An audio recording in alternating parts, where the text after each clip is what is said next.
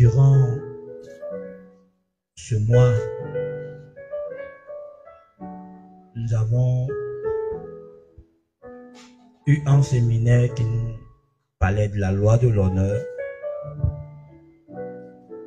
et nous avons décidé de continuer pour que ce soit compris et pratiqué, parce qu'au cours du séminaire, l'orateur nous a donné beaucoup de choses à la fois. Il y avait beaucoup de sous-thèmes qu'il a survolés parce que le temps ne permettait pas qu'il entre vraiment en détail. Alors nous avons décidé de traiter ces sous-thèmes et durant ce mois, nous avons traité le sous-thème de honorer Dieu, parce que Dieu est la première personne que nous devons honorer en tant qu'enfant de Dieu, en tant que fils et fille de Dieu. C'est vraiment que nous allons continuer avec les autres sous-points dans les mois qui suivent. Mais c'est un thème important que chacun comprenne comment honorer Dieu et puis comment s'honorer soi-même, comment aussi honorer les autres. C'est vraiment important. La Bible dit que nous devons nous respecter mutuellement et nous devons respecter ceux qui ont été élevés parmi nous en dignité.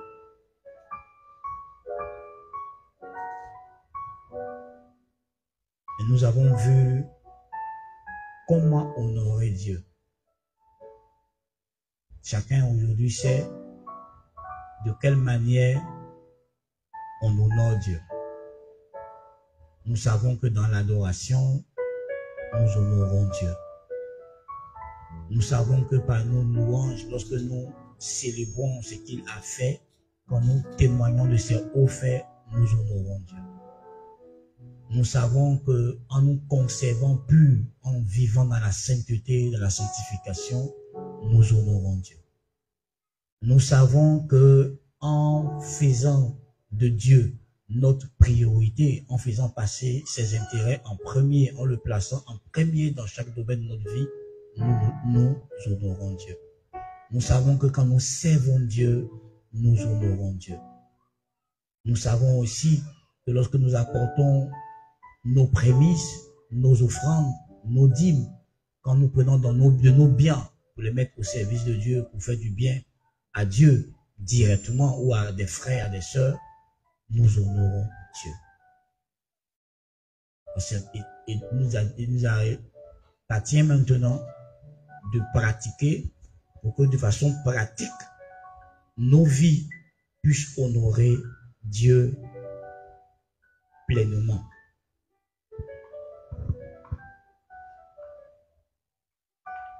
Mais aujourd'hui, qui est le dernier jour du sous-thème Honore Dieu, je parlerai sur pourquoi honorer Dieu. Il est important que nous comprenions les raisons pour lesquelles nous devons honorer Dieu. Il est vraiment important que nous comprenions pourquoi nous devons honorer Dieu.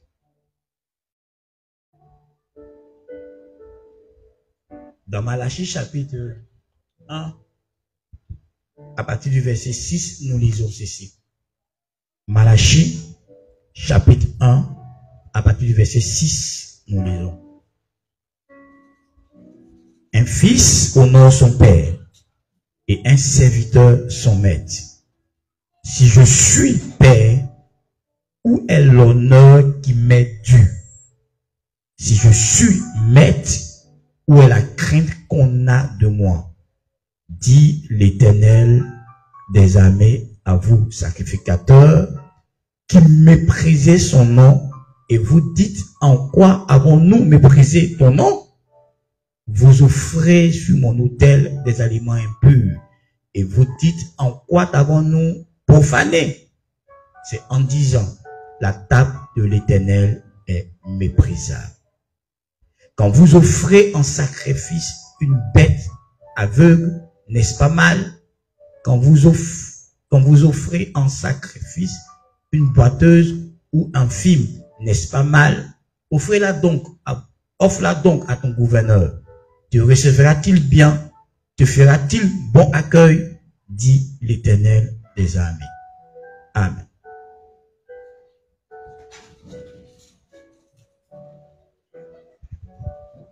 Ce texte, nous l'avons déjà lu depuis le début de l'enseignement. Ça fait partie de nos textes de base.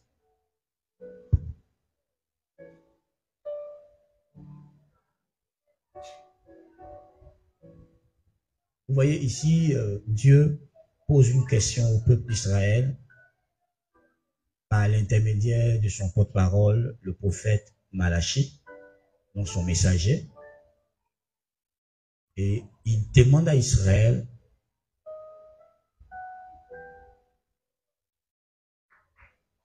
s'il est leur père, s'il est leur maître, où est l'honneur qui lui est dû? Où est la crainte qu'Israël a de lui? Mais avant de poser cette question, il donne une affirmation. Un fils honore son père et un serviteur son maître.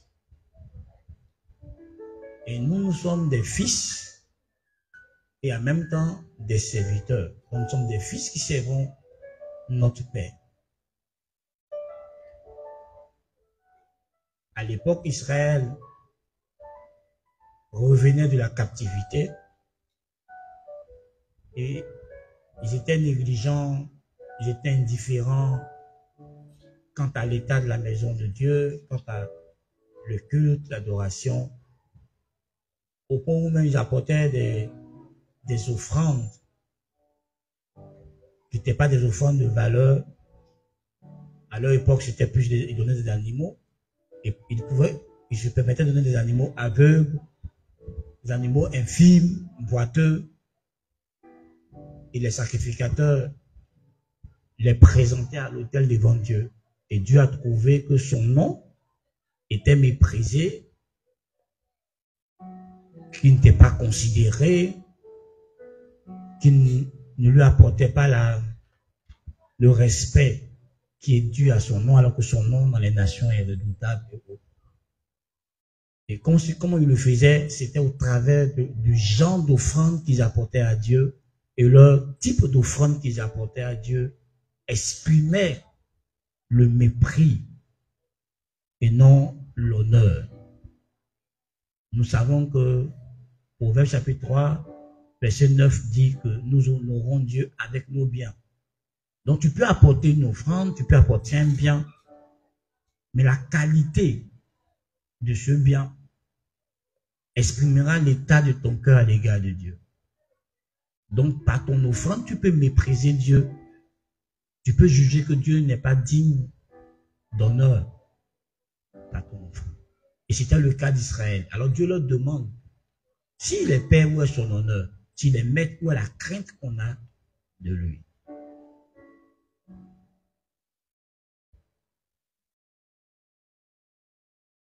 Frère, ici nous voyons une première raison pour laquelle nous tous nous devons honorer Dieu. La première raison, c'est que nous devons tous l'honneur à Dieu. C'est une chose que nous lui devons parce qu'il est notre Père en tant que le créateur de toutes choses. C'est notre Père qui nous a créés, qui nous a engendrés, qui nous a formés dans le sang de notre mère. Et en tant que Père et en tant que Seigneur de toute l'humanité, de tout l'univers, nous lui devons cet honneur. Nous lui devons ça. Il dit, si je suis Père, où est l'honneur qui m'est dû? Donc si tu appelles Dieu ton Père dans ta prière, quand nous tous nous prions, nous disons notre Père. Donc si tu reconnais que Dieu est ton Père, il y a un honneur que tu dois à Dieu. Il y a un respect que tu dois à Dieu. Il y a une considération que tu dois à Dieu, que je dois à Dieu, que nous devons à Dieu. On lui doit ça. C'est quelque chose que nous lui devons. Par rapport à la position qu'il a vis-à-vis de nous, c'est quelque chose que nous lui devons. Nous tous, nous devons ça à Dieu. Nous devons l'honneur à Dieu. Nous devons le respect à Dieu. Nous devons la considération à Dieu. Nous devons d'estimer Dieu, de respecter Dieu, de craindre Dieu, de le révérer. Nous lui devons ça. Alors, ne pas lui rendre ça, de le mépriser, c'est juger que Dieu n'a pas cette valeur qui nous pousse à le considérer, à l'honorer. C'est juger. Dieu sans, je vous dis que Dieu n'a pas de valeur intrinsèque qui nous pousserait à le considérer et à le respecter. Pourtant, le seul être parfait à qui on ne peut jamais reprocher quoi que ce soit, c'est Dieu.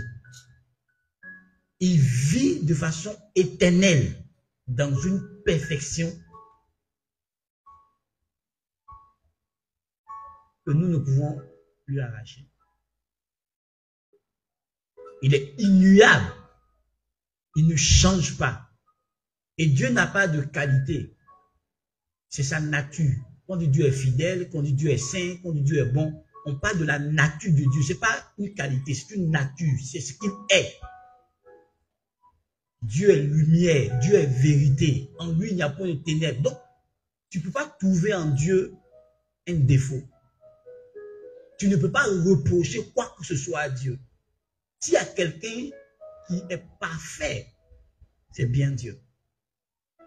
Il vit dans une perfection éternelle. Il n'y a rien qui peut modifier, qui peut changer Dieu. On dit en lui, il n'y a ni ombre de variation, ni changement. Dieu est égal à lui-même d'éternité en éternité. Depuis le commencement jusqu'à la fin de toutes choses, Dieu restera tel qu'il est. Il ne changera jamais. Peu importe le comportement des humains, ça ne pourra pas modifier Dieu. Dieu restera Dieu tel qu'il est. Donc, quand tu t'assois et tu juges que Dieu ne mérite pas ta considération, Dieu ne mérite pas ton respect, il y a problème. Ça veut dire que tu n'as pas découvert qui est Dieu. Ceux qui l'ont découvert, c'est que Dieu mérite le respect. Il mérite toute notre considération. Il mérite que chaque jour, dans tout ce que nous faisons, nous tenons compte de lui. Pour ne pas l'offenser. Pour ne pas nous rebeller contre Dieu. Il ne s'agit pas d'un être humain, il s'agit de Dieu, notre Créateur. Il est parfait en toutes choses. Il est juste envers nous tous. Tu ne trouveras pas en lui d'injustice. Tu ne trouveras pas en Dieu du favoritisme. Tu ne trouveras pas en Dieu aucun mal. Tu ne trouveras pas en Dieu aucune infidélité. Jamais.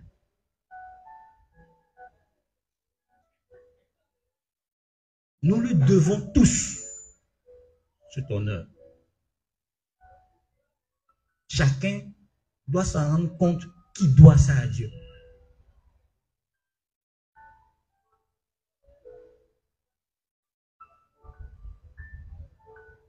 On lui doit ça. Parce que la Bible dit qu'il en est digne. Et ça, c'est la deuxième raison. Qu'il est digne de recevoir l'honneur. Dans Apocalypse 4, versets 10 à 11, qui était l'un de nos textes de base, on dit Dieu est digne de recevoir l'honneur. Il en est digne. de recevoir l'honneur, qu'on lui donne l'honneur, qu'on lui rende l'honneur, qu'on le respecte, qu'on le considère. Dieu en est digne. Il le mérite totalement, il le mérite amplement. Dieu en est digne.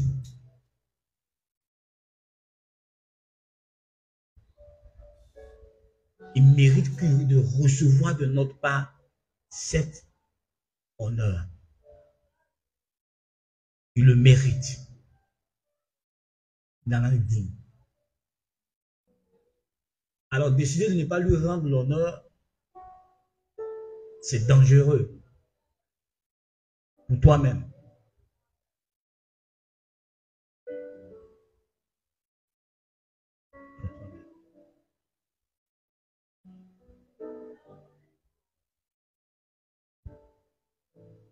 Alors, je veux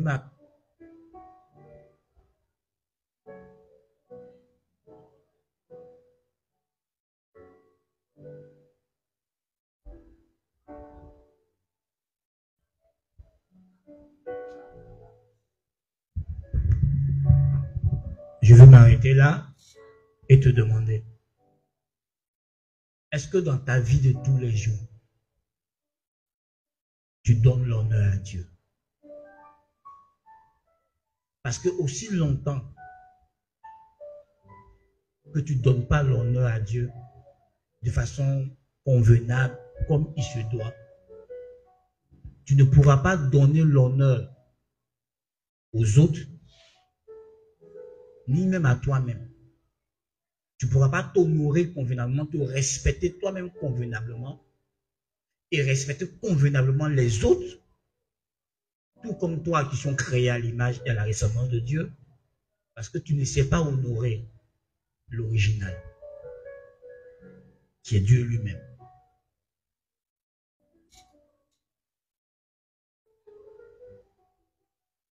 Dans nos propos, dans nos pensées les plus profondes, que personne d'autre que nous-mêmes ne voie, à part Dieu, est-ce que nous honorons Dieu?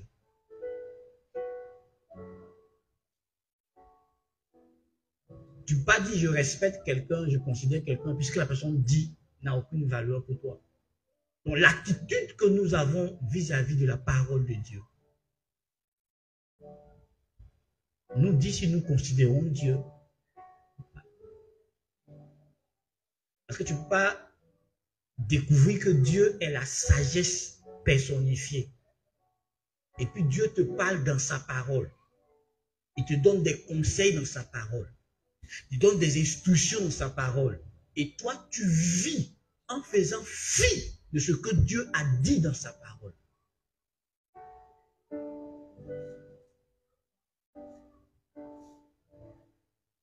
Tu as la Bible, tu as la parole de Dieu. Mais tu vis au quotidien en faisant fi des vérités que le Seigneur t'a appris, qui t'a révélé.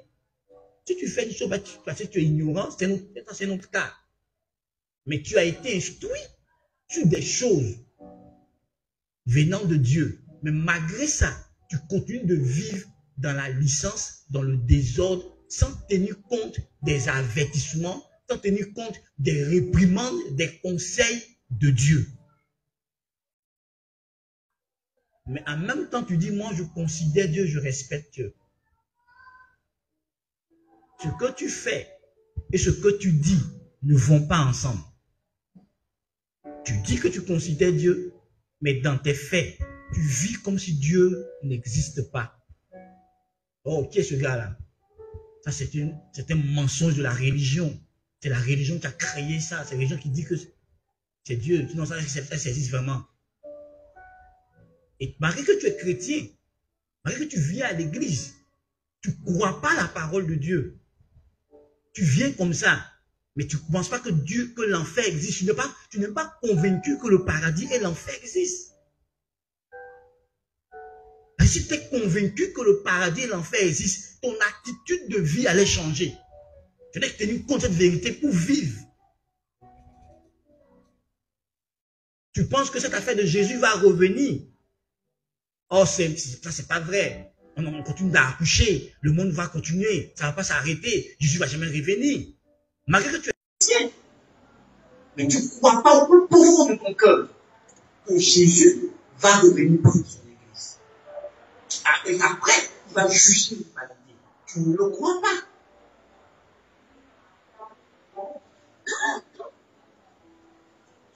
Ça se voit par ton attitude. Ça se voit par ton style de vie.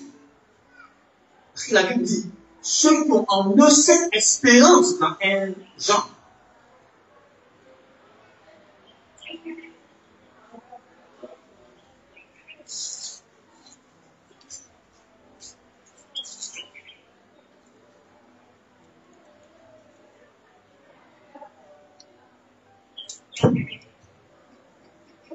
1 Jean 3 dit, vous voyez le verset 2, bien-aimés, nous sommes maintenant enfants de Dieu, et ce que nous serons n'est pas encore été manifesté. Et nous savons que lorsque cela sera manifesté, nous serons semblables à lui, parce que nous le verrons tel qu'il est. Quiconque a cette espérance en lui se purifie comme lui-même est pur. Donc ceux qui croient que Jésus va revenir, les prendre, ceux qui ont cette espérance du retour du Seigneur, la Bible dit eux-mêmes se purifient. Tout comme Jésus est saint, est pur. Donc si tu as l'espérance qu'un jour, tu passeras l'éternité avec Dieu, l'une des choses qui le prouve, c'est ta manière de vivre dans la sainteté, te garder pur, t'éloignant du mal. Mais tu ne peux pas dire que tu crois en ça. Et tu attends que ce soit un autre qui te fait la police pour que tu vives bien. Non, frère. L'espérance que tu entretiens, l'espérance chrétienne qui dit que nous attendons le retour de notre maître pour qu'il vienne nous prendre, pour qu'on soit avec lui dans l'éternité. Cette espérance pousse ceux qui y croient à se garder purs, à éliminer le mal de leur vie et à attendre Jésus dans la sainteté, tout en vivant dans ce monde, mais ils vivent dans la sainteté. Ce qui fait qu'ils vivent une vie séparée d'avec ce monde. Frère, est-ce que tu crois vraiment au retour de Jésus? Est-ce que tu crois vraiment qu'on va le passer l'éternité avec Dieu? Moi, tu penses que c'est une fable. C'est pas vrai. Est-ce que toi, en tant que chrétien, cette vérité est dans ton âme, dans ton esprit, elle est ancrée dans ta vie au point où c'est par rapport à cette vérité que tu vis au quotidien? Parce que tu sais que Jésus va revenir, que c'est pas un mensonge, c'est vrai, c'est certain. Si sa première venue a été accomplie, sa seconde venue va s'accomplir. Tu parles, dis que tu crois en la mort de Jésus, à la croix de Jésus, sans croire à son retour. C'est pas possible. Ésaïe, quand il prophétisait, il a prophétisé les deux événements. La première venue pour accomplir le sacrifice, pour communiquer la grâce aux hommes, et la seconde venue pour accomplir le jugement. Donc, si tu ne crois pas ça, et que tu vis comme tu veux, tu ne crains pas Dieu. Si tu dis que tu es convaincu de l'existence de Dieu, et que Dieu est vrai, et que la Bible est la parole de Dieu, et que tu n'écoutes pas ce que la Bible dit pour vivre, tu ne crains pas Dieu. On dit heureux l'homme qui craint Dieu. Bon, il va arriver à ça tout à l'heure. Dieu, nous lui devons l'honneur, et il en est digne de recevoir l'honneur. Ensuite,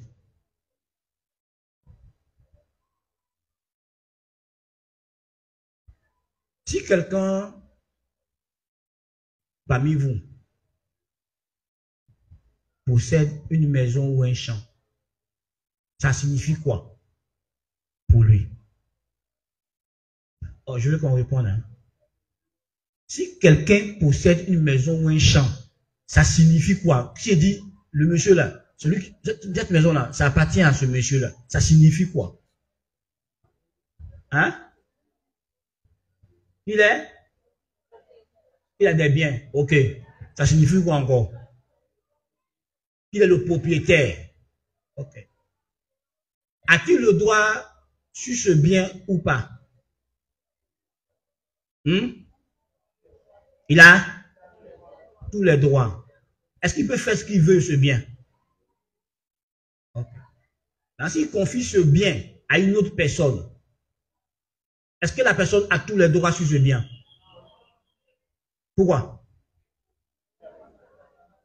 Hein? Ça ne lui appartient pas. Il est juste le gérant.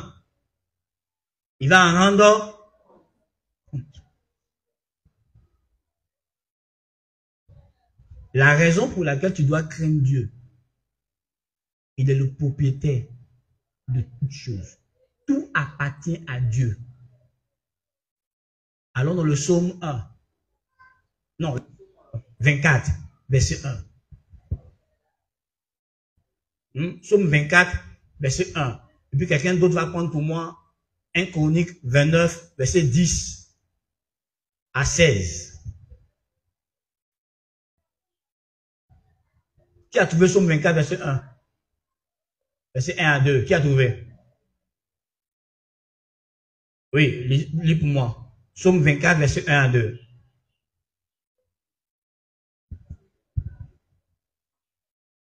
Un Chronique 29, verset 10 à 16.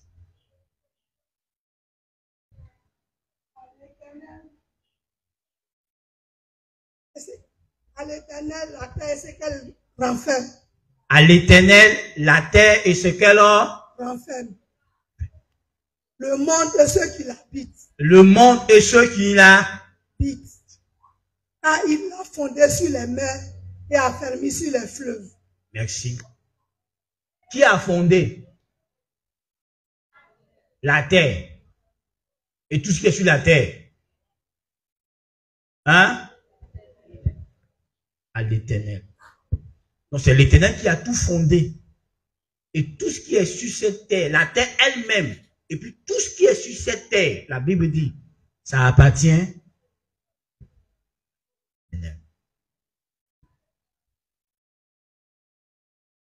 Rien de ce que tu as, de ce que tu es, ne t'appartient.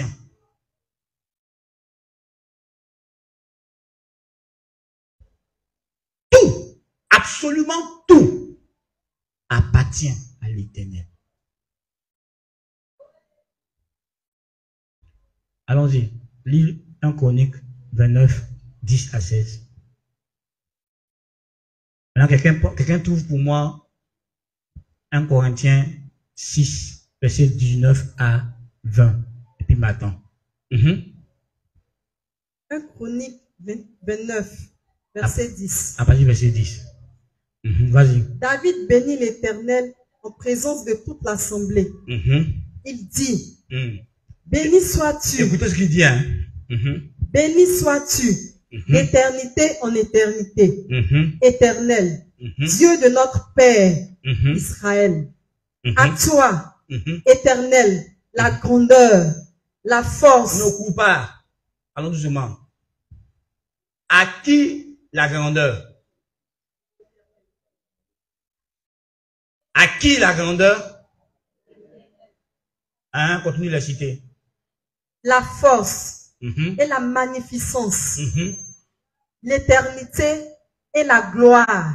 Écoute-moi. On dit l'éternité appartient à qui? À l'éternel. Est-ce que l'éternité t'appartient? La magnificence t'appartient? La gloire t'appartient? Car tout ce qui est au ciel et sur la terre t'appartiennent. Arrête-toi là. On dit quoi? Tout ce qui est où? Tout ce qui est où? Sur la terre et où? Appartient à qui? Ça appartient à qui? Ça t'appartient. C'est ton camarade homme qui est en train de dire ça. David le roi. Il a découvert cette vérité. Que tout ce qui est au ciel et sur la terre appartient à l'Éternel. Il l'a découvert dans sa communion, dans sa relation avec Dieu. Que tout appartient à l'Éternel. Et le ciel, et ce qui est dans les cieux, et la terre, ce qui est sur la terre, ça appartient à un seul. Il est le seul propriétaire. Il a tout accédé sur la terre. Toutes les portions de la terre, il a accédé. C'est pour lui.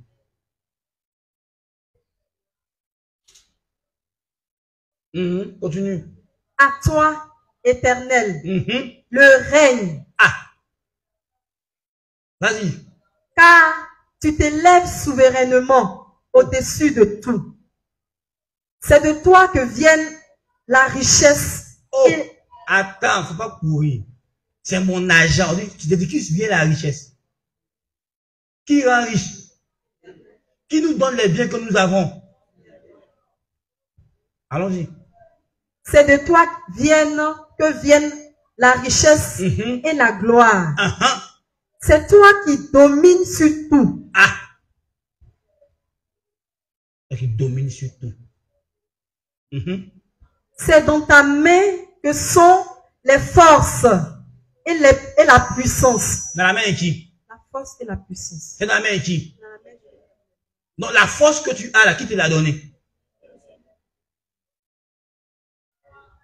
Que ce soit la force spirituelle, la force intellectuelle, la force émotionnelle, la force physique, tout entre les mains de Dieu et c'est lui qui nous en donne.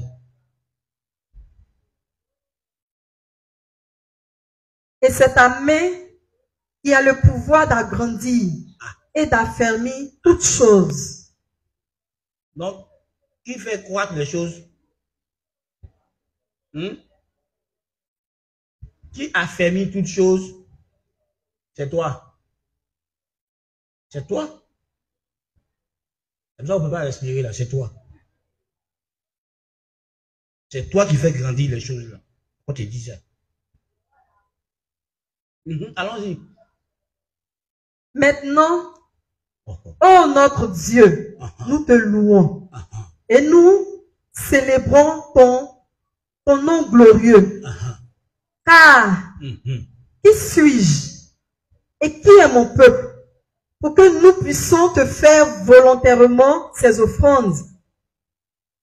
Tout vient de toi. Aïe, arrête-toi. C'est trop fort. On va courir. Offrande que tu donnes à Dieu, là, on dit tout vient. Tout vient. L'offrande que tu peux venir lui donner, c'est lui qui te donne ça. Pour venir lui donner. Je crois dans 1 Corinthiens 9, là-bas, 2 Corinthiens 9, on dit, il fournit la sémence au semeur.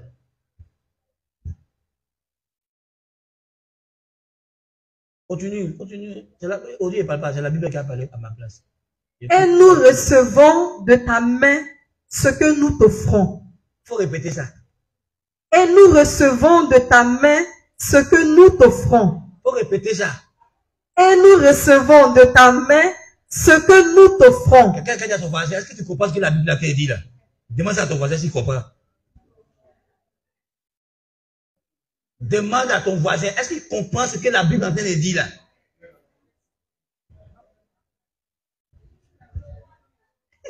Est-ce que tu comprends ça? Répète.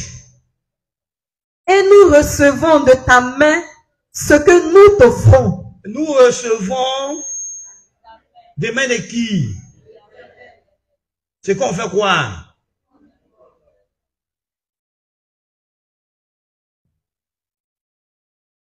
Comme? Moi, il travaille trop dur. Si Dieu n'a pas béni ta main, il y en a qui travaillent dur plus comme toi. Et puis ils ressortent à la fin zéro. C'est faux. C'est la grâce de Dieu, frère.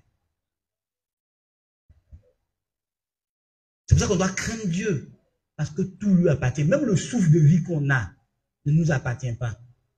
S'il décide que tu ne suis, malgré tous tes rêves que tu as là, lui, il arrête ta vie tout de suite. Il va arrêter ta vie. Tes enfants vont pleurer, ta femme va pleurer. Mais personne ne dira demander à Dieu pourquoi. On va juste pleurer. Ton mari il va pleurer. Eh Seigneur, ma femme. Mais personne ne demandera à Dieu pourquoi tu l'as prise. Peu de jours après, Dieu va le consoler. Va trouver une autre femme pour lui donner. Et puis toi, tu as oublié. La vie continue. Est-ce que tu n'as pas oublié des gens que tu aimais, tes parents, tes frères qui sont morts? Ils sont partis. Tu as fait quoi? Tu as pleuré. Ce jour-là, tu pleures, tu dis, comment il a fait pour oublier ça? Malheur. Tu as oublié. La vie continue. Et nous, on ne veut pas craindre Dieu. Parce qu'on pense que c'est par notre force qu'on acquiert ces choses. On pense que notre intelligence, c'est le fruit de nos... Mais l'intelligence est un don que Dieu nous a accordé. La sagesse, c'est Dieu qui nous l'a donné. Quand tu réussis à comprendre certaines choses que les autres ne comprennent pas, pas parce que tu es meilleur que eux, parce que Dieu t'a fait grâce. Et on doit apprendre à être humble. Parce qu'il n'y a pas quelque chose qu'on n'a pas reçu de Dieu. Vous voyez, si on commence à comprendre nous tous que ce que l'autre fait, c'est parce qu'il en a reçu la grâce de la part de Dieu. On ne va pas jalouser le don de l'autre parce que tu n'as pas reçu cette même grâce. Donc tu ne peux pas faire ce que lui fait. Il fait ce qu'il fait parce qu'il a reçu une grâce de la part de Dieu. C'est cette grâce qui le rend capable de chanter comme il chante. Cette grâce le rend capable de comprendre les choses au niveau intellectuel à un certain niveau poussé. C'est la grâce qu'il a reçue. Et personne n'allait avoir des complexes en lui. Si on comprenait ça, on allait comprendre ce que Jean-Baptiste a dit. Un homme ne peut recevoir que ce que le ciel va donner. L'homme qui t'a marié, là, c'est pas que tu es Miss Monde. Il y a femme plus belle que toi dans son sillage. Parce que Dieu a mis son amour. Et ton amour plutôt dans son cœur. Sinon, il pouvait marier une autre que toi. Parce qu'il y a plus belle que toi. Non seulement elle est belle sur le plan physique, mais elle est belle encore dans l'âme. Il y a des femmes belles dans l'âme. Elles ont la bonté naturelle de leur âme. Il faut comprendre. Ce n'est pas parce que tu es le meilleur garçon qu'elle t'a marié. Parce que dans le ciel, là-bas, Dieu a voulu que tu sois marié femme. Et Dieu a orchestré. Et puis il a vous a poussé dans l'amour. Si tu ne comprends pas ça. On dit, celui qui a trouvé une femme a trouvé le bonheur, c'est quoi? C'est un don qui s'obtient. Un don, c'est une grâce, c'est une faveur qui s'obtient de Dieu. Donc quand tu as le mariage, il faut comprendre que c'est une faveur de Dieu. C'est pour ça que dans le principe de l'honneur, on dit honore ton mariage. Il faut honorer la grâce que tu as reçue de Dieu. Il faut respecter cette grâce. Ouais. Tout appartient à Dieu. Ça finit, non? C'est arrivé, non? Maintenant encore. Maintenant encore. Oui, continue. Verset 16. D'accord, donc continue, finis ça. Nous sommes devant toi des étrangers et des habitants, comme tous nos pères. Nos jours sur la terre sont comme l'ombre, et il n'y a point d'espérance. Éternel, notre Dieu, c'est de ta main que viennent toutes ces richesses que nous avons préparées pour te bâtir une maison. C'est de sa main que vient quoi? Toutes les richesses qu'ils ont fait quoi? Ils ont préparé pour bâtir sa maison. Et aussi longtemps, mais si tu peux t'asseoir, que tu ne découvriras pas cette vérité importante, ton attitude envers ce que tu as ne changera pas. Tu ne traiteras pas bien les membres de ta famille. Parce que tu ne sais pas qu'ils ne t'appartiennent pas, que tu n'as aucun droit sur eux. Tu n'es que l'intendant de Dieu. Dieu t'a demandé de prendre soin d'eux pour lui. Donc, la manière de t'occuper de ton mari, la manière de t'occuper de tes enfants, tu le fais pour Dieu. Un jour, tu vas en rendre compte. Donc, tu vas te permettre de dire n'importe quoi à ta femme, n'importe quoi à ton mari. Lui donner des paroles qui vont le tirer l'âme, qui vont l'empêcher de détruire sa paix. Parce que tu ne sais pas que tu t'amuses avec les biens de Dieu. Ton mari est le bien de Dieu. Ton enfant est le bien de Dieu. Ta femme est le bien de Dieu. Ton travail est le bien de Dieu. Ton église est le bien de Dieu. Tout ce que tu as appartient à Dieu. Et toi, tu n'es qu'un intendant, tu n'es qu'un gestionnaire, tu n'es qu'un économe, tu n'es qu'un administrateur de Dieu. Et ce que la Bible dit, c'est qu'on attend des administrateurs, c'est qu'ils soient trouvés fidèles. Donc, comment tu gères ce que Dieu t'a donné? Mais si tu ne sais pas que ça appartient à Dieu, alors tu vas traiter ça comme tu veux. L'église n'appartient pas à un pasteur. Ici, cette église ne m'appartient pas. L'église appartient à Jésus-Christ. Et comme je disais, il y a des gens. Jésus n'a jamais dit, je vais bâtir des églises. Il dit, je bâtirai mon église. Donc, il n'a qu'une seule église. Assemblée de Dieu, Foursquare, Pentecôte, Mireso, quoi. Tout ça n'est qu'une seule église de Jésus-Christ. C'est pour des raisons humaines que les églises ont des noms. Mais il n'y a qu'une seule église. Donc tu ne peux pas dire, je respecte mon pasteur, et puis tu croises un autre pasteur dans la rue, tu le méprises. Je respecte mon pasteur, mais tu méprises un autre pasteur. Mais tous ces pasteurs-là sont les pasteurs de Jésus dans le corps de Christ. Donc tu ne peux pas respecter ton pasteur, et puis ne pas respecter un autre pasteur. Même s'il n'est pas établi sur toi, il est pasteur, tu dois lui donner l'honneur, parce qu'il est élevé en dignité devant toi. Mais on en reviendra quand on parlera de la série, de respecter notre prochain.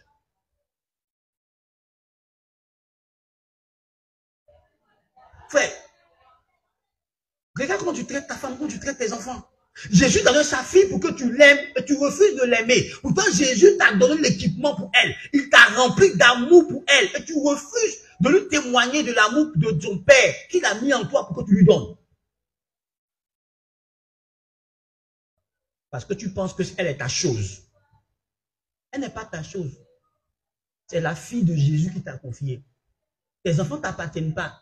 Ce sont les enfants de Jésus qui t'ont confié. C'est pour ça que la responsabilité en tant que parent est lourde. Il faut réussir à découvrir le plan de Dieu pour tes enfants. Il ne faut pas t'asseoir sans Dieu, puis concevoir des projets, des plans pour les membres de ta famille. Il ne t'a pas donné ce pouvoir. Celui qui conçoit les plans et puis te dit, toi, gère-les comme ça, selon mon projet, selon mon plan. On dit, éduque tes enfants selon le Seigneur. Donc tu ne peux pas décider pour tes enfants sans au préalable avoir eu une réunion, un meeting avec Dieu dans le secret, dans l'intimité, pour savoir ce que Dieu veut, pour conseiller et orienter tes enfants selon ce que Dieu veut. Et chaque père est censé être le prophète, le sacrificateur de sa famille. Il doit avoir des moments d'intimité avec Dieu pour orienter sa famille selon Dieu. C'est quand le père est défaillant que Dieu donne ce rôle-là à la femme. Si ta femme spirituellement est plus éveillée que toi, parce que tu es défaillant, il n'est pas dans la cellule familiale, dans la sphère familiale, telle que Dieu l'a organisée, c'est pas la femme qui a le pouvoir de la direction, c'est l'homme qui a le pouvoir de la direction, c'est l'homme que Dieu a établi comme le chef de sa famille, le leader majeur de la famille, c'est l'homme, c'est pas la femme. C'est quand tu es défaillant que Dieu passe par ta femme. Et quand la femme est défaillante, que Dieu passe par les enfants pour orienter la famille. Parce que toi, tu as la responsabilité de le faire là. Tu n'entends pas la voix de Dieu, tu es sourd, tu es aveugle, tu ne vois plus les images de Dieu, tu ne vois rien, tes convictions sont mortes, tu n'entends pas la voix de Dieu te parler. Donc c'est normal que Dieu va orienter la famille par celui qui est plus sensible. Normalement, c'est ta responsabilité, toi le père de la famille, d'avoir la vision de la famille de la part de Dieu et de communiquer la vision de la famille aux membres de la famille pour que les membres de la famille te suivent. Mais tu es spirituellement éteint, tu es spirituellement mort et ta femme est plus spirituelle que toi. Donc, elle va faire la fonction que toi, tu as appelé à faire dans la maison. Parce que quand tu vas arriver à cette famille, quand une femme émotionnelle en position, Ayaka, Koko, Mata, et nous, on vit comme ça. Ça fait rien. Si ma femme prie plus que moi, ça fait rien. Si ma femme gêne plus que moi, ça fait rien. Ça fait quelque chose. C'est toi le leader de la famille. C'est toi qui as la vision de la famille. Donc s'il y a quelqu'un qui doit prier plus pour la famille, c'est pas la femme. C'est l'homme qui prie pour sa famille. C'est l'homme qui prie pour sa femme, qui prie pour ses enfants, parce qu'il est le porteur de la vision. C'est lui qui connaît la direction divine. Et sa famille doit le suivre dans la direction divine. Donc c'est anormal qu'un homme soit bas, à un niveau bas spirituellement que sa femme, que ses enfants. C'est anormal. Tu dois être haut spirituellement. Tu dois être sensible aux choses de Dieu. Tu dois être celui qui conduit ta famille famille dans les choses de Dieu. Tu dois être celui qui apprend à ta maison les choses de Dieu. Donc, tu dois être celui qui apprend à ta famille à craindre Dieu, à respecter Dieu. Parce que c'est toi qui as reçu l'instruction pour instruire ta famille. Ève n'était pas là quand Dieu a dit à Adam, tu ne dois pas manger. Il a transmis ça comment à Ève. Et puis, Ève a fait autre chose. Il a transmis ça comment à Ève. Des pères qui viennent parce qu'ils sont fatigués du travail, il ne va pas vérifier comment va sa famille. Il ne va pas vérifier si l'instruction de sa famille est en train de marcher dans cette instruction. Est-ce que madame est là? Moi, je suis fatigué. Le travail. Mais le travail ne t'empêche pas d'accomplir ton rôle de père. C'est toi qui dois éduquer ta maison, y compris ta pauvre femme.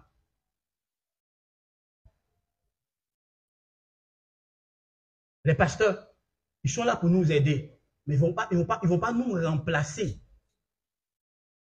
Parce que chaque homme a la vision de Dieu. Le pasteur ne va pas enseigner ta femme dans la vision que toi tu as. Parce que lui, il ne connaît pas la vision que toi tu as. Donc, c'est à toi de communiquer ta vision à ta femme, d'éduquer ta femme, d'éduquer tes enfants dans la vision que Dieu t'a donnée, pour laquelle tu as fondé une famille. Parce que tout leader existe, parce qu'il a conscience d'une chose spéciale qu'il est venu faire. Donc, quand tu décides de créer une famille, quelle est la conscience que Dieu t'a donnée? Quelle est l'image que Dieu t'a donnée? Le rêve de l'avenir que Dieu t'a donné? Tu as appelé cette femme-là à tes côtés. Voici le sens de la soumission de la femme-là. Elle est inclue dans une mission. Elle est là pour aider son mari dans une mission. Mais si elle ne connaît pas la mission, c'est normal qu'elle va créer une autre mission, ça crée division dans la maison. Quand tu t'as dit là, que tu vas te marier là, voici ce que tu as fait là. Ta femme a quelle part dans cette vision? Tes enfants ont quelle part dans cette vision? C'est à toi le père de découvrir tout ça et puis de communiquer à chacun, d'insuffler à chacun la vision, sa place dans la vision et le rôle qu'il a à jouer dans la vision. C'est ton travail. C'est pas le travail de ta femme. Et nous, on laisse ça. On n'est pas spirituel, ça fait rien. Ça fait quelque chose. Parce que c'est toi la couverture spirituelle de ta famille. Et toi la couverture spirituelle de ta famille, là, tu n'es pas spirituel. Donc quand le diable va descendre dans ta famille, là, qui protège ça? Toi, tu dois prier là, tu n'es pas là. Depuis vos femmes prient pour vous là, elles prient non, ça fait quoi? Est-ce que ça fait plus d'impact que vous, quand vous priez pour eux? Non. Parce que vous avez naturellement l'autorité. Et quand tu déclares une parole sur ta famille, c'est différent. Allez dans n'importe quelle famille. Qui bénit? C'est la mère? C'est pas la mère. C'est le père qui bénit.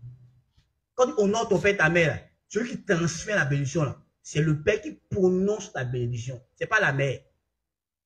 Même lors des dots, les mamans sont là. À qui on donne de parler sur les mariés? À la maman? À qui on donne? C'est lui qui doit transmettre la bénédiction. Donc écoute-moi attentivement ce matin. La bénédiction de tes enfants, la bénédiction de ta famille est entre tes mains à toi le Père. Donc qu'est-ce que tu déclares sur ta famille? Qu'est-ce que tu enseignes à ta famille pour entrer dans la bénédiction que tu as reçue de Dieu? C'est toi. C'est pas ta femme. Elle est venue pour t'aider. Maintenant, toi, tu as quitté et tu lui donnes tout. Est-ce que tu es décédé?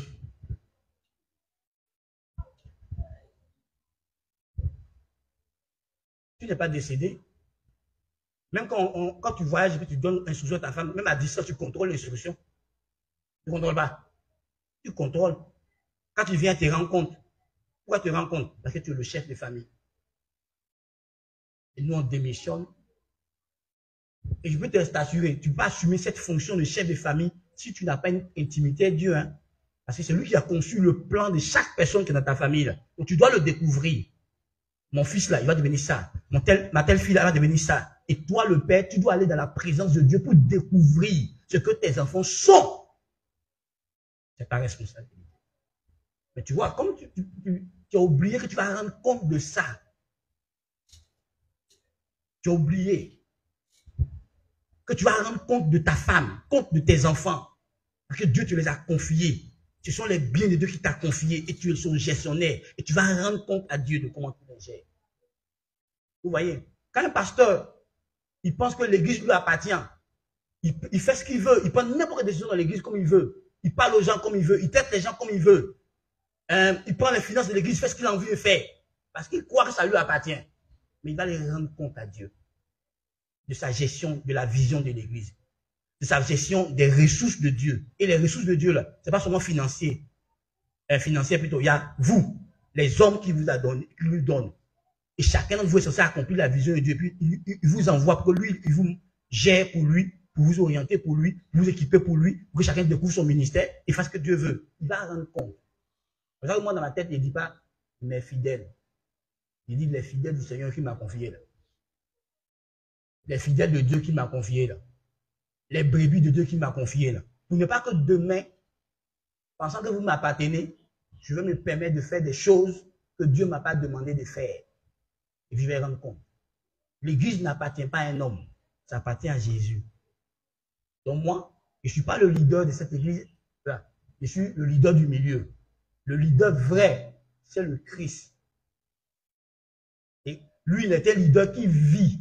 Il n'est pas mort. Il est ressuscité. Il vit. Donc il vit en église. Il est là. Donc chaque pasteur établi est censé aller vers lui pour demander à Jésus, qu'est-ce qu'on fait? C'est lui le leader. Comment on fait pour accomplir la vision que tu as donnée là? Puis il te montre. Non, l'église, c'est une institution. Tu ne décides pas ce que tu veux faire dans l'église. La Bible t'a déjà montré les choses que Dieu veut que tu fasses. Et c'est ta responsabilité de les découvrir et de pousser le peuple de Dieu à accomplir la vision de Dieu. Ce n'est pas ta vision, ce n'est pas ton rêve, c'est la vision de Dieu. Et si tu le fais mal, il t'arrête. Il dit, je ne vais pas te faire ce que les mains fait là. Reprends, corrige-moi ça. Si tu ne l'écoutes pas, il te laisse.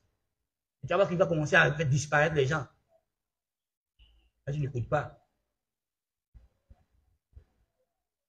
Qui t'a dit que ça t'appartient? Même la langue que ta poche, ça ne t'appartient pas. Donc, quand tu as te dépenser comme tu veux, là, il va te demander compte. Mais quand lui te donne l'argent, il y a ce qu'il a déjà prévu que ça doit faire. Et des gens, ils dépensent l'argent, gaspillent l'argent, et puis l'argent que Dieu a prévu, que ça devait faire payer les factures de la maison, faire ceci pour les enfants, faire ceci pour la femme. Il dépense et ça ne fait pas. Parce qu'il ne sait pas. Il y en a ici là. Quand ta femme te dit, il y a l'argent, tu es agacé. Ça t'énerve. Pourquoi tu demandes l'argent? Mais tu ne sais pas que l'argent de ta poche, c'est pour ça. C'est pour t'occuper d'eux. Donc quand elle a pris Dieu pouvoir mes besoins, la source que Dieu a mis pour pouvoir ses besoins là, l'une des sources là, c'est toi. Et tu dis, pourquoi tu me demandes l'argent? Ah, tu me demandes trop l'argent. Ah, je veux trop l'argent. Tu te rends compte quoi? Qui t'a demandé d'aller la marier? Quand tu ne l'avais pas mariée là, est-ce qu'elle te demandait l'argent? Après, tu me dis, monsieur, il faut payer mes sous-vêtements. Après, tu dis ça. Elle te connaît où? Ce n'est pas son frère, ce n'est pas son papa. Mais si elle te dit ça aujourd'hui, c'est son mari. Donc, assume.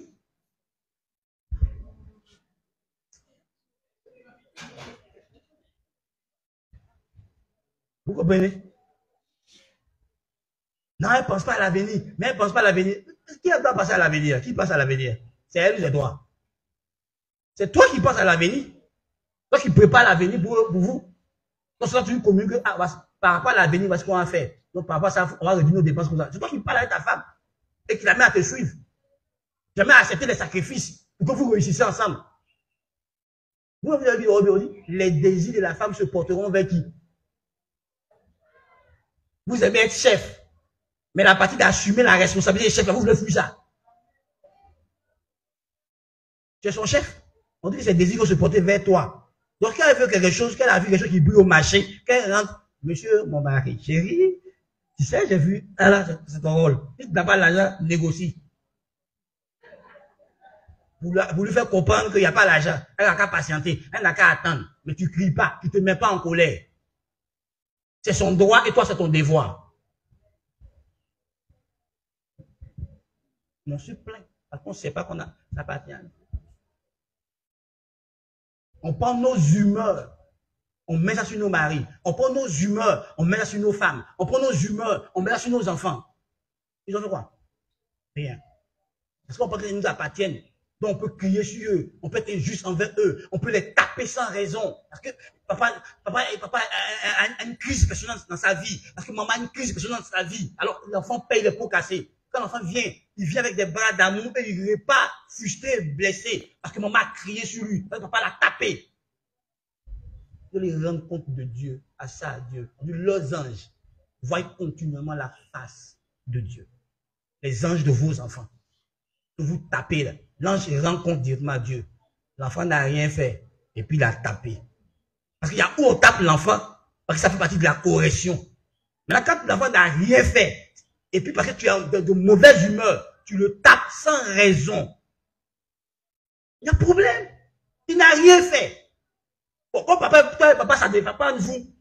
Le pauvre enfant qui n'est pas au courant de vos problèmes, lui veut la chaleur de son papa, ou il veut la chaleur de sa maman. Et pour vous mettre sur l'enfant, il a fait quoi? Qu'est-ce qu'il a fait? Est-ce que c'est lui qui a fermé la porte la nuit? Il est innocent. Il n'a rien fait. Ah, il ça son papa. Ah oh. Je suis désolé. Frère. Il t'appartient pas, tu vas rendre compte à Dieu. Tu les gères mal, tu vas rendre compte à Dieu. Ton argent, ta famille, ton leadership, tout ce que tu as, ça ne t'appartient pas, ça appartient à Dieu. C'est lui qui a le pouvoir d'être chef, le pouvoir de diriger les autres. Donc tu dois tenir compte de lui pour gérer les autres, pour diriger les autres. L'autorité que tu l'as reçue de Dieu. Et Dieu t'a donné l'autorité pour détruire les gens, l'autorité pour les bâtir pour lui. Parce que tu abuses de ton pouvoir de chef, d'autorité sur les gens, tu vas rendre compte à Dieu, la vraie autorité. Celui qui t'a fait la grâce d'avoir ce pouvoir que tu as. Et tu dois le gérer de telle sorte que lui soit content, il soit satisfait de ta gestion, de ton leadership.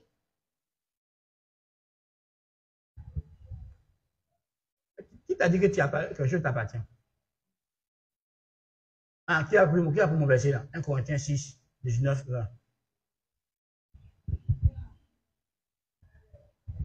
Ah, qui a pris ça? 1 Corinthiens 6, 19, 20. Oui, lis pour moi.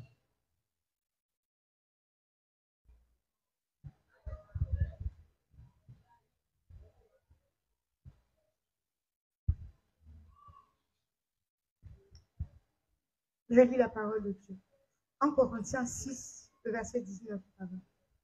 Ne savez-vous pas que votre corps est le temple du Saint-Esprit qui est en vous, que vous avez reçu de Dieu et que vous ne vous appartenez point à vous-même? Attends un peu. On dit quoi? Que tu n'appartiens pas à qui? On parle de la vie de qui? De ta vie, non? On dit que tu ne t'appartiens pas à toi-même. Tu n'es pas ton propre chef, ton propre propriétaire. En d'autres termes, tu n'as aucun droit à cette vie que tu as là. Elle ne t'appartient pas. Donc tu ne peux pas en faire ce que tu... Celui qui t'a donné cette vie-là a fixé un but à ta vie. Celui qui t'a donné cette vie a fixé un but à ta vie. Donc tu peux pas faire ce que toi, tu veux. Parce que la vie que tu as ne t'appartient pas à toi-même. Tu n'es pas ton propre chef. Tu n'es pas ton propre propriétaire. Donc tu peux pas faire ce que tu veux cette vie. Tu n'as aucun droit de vie et de mort. Tu ne peux pas te dire, moi je suis fatigué, je vais me suicider. Tu n'as pas le droit de vivre une mort sur toi. Continue ma lecture. Hein. Car vous avez été rachetés à un grand prix. Quand on a été racheté. Oui, non, il n'est pas ça, il y a loin. Allons, continue. Glorifiez donc Dieu dans votre corps. Glorifiez donc Dieu dans votre corps et dans votre esprit qui appartiennent à Dieu. Votre corps et votre esprit appartiennent à qui? À Dieu. Est-ce que ton corps et ton esprit peut appartenir à Dieu sans que ton âme appartienne à Dieu? Donc tout ton être appartient. Tu ne t'appartiens pas à toi-même. Donc celui qui a droit sur toi, c'est Dieu. Celui qui a droit de vie et de mort sur toi, c'est Dieu. Celui qui a droit de faire ce qu'il veut de ta vie, c'est Dieu. Parce que ça lui appartient. Pourquoi? Parce qu'il a racheté cette vie. Non seulement, premièrement, parce qu'il est le créateur de cette vie, mais quand tu l'as égaré, quand tu as décidé de la détruire, c'est encore lui qui allait la racheter à grand prix, au prix de sa propre vie, au prix de son sang versé. Parce qu'il tient à cette vie. Parce qu'il a créé cette vie pour un but. Et il tient à ce but. Et il tient à cette vie. Et quand tu as voulu te sortir du but, il a tout fait pour te ramener dans la voie que lui, il a tracée pour toi. On va aller un peu plus loin. Quand vous dites que vous êtes converti, est-ce que vous comprenez ce que ça signifie? La définition de la conversion biblique l'a dit.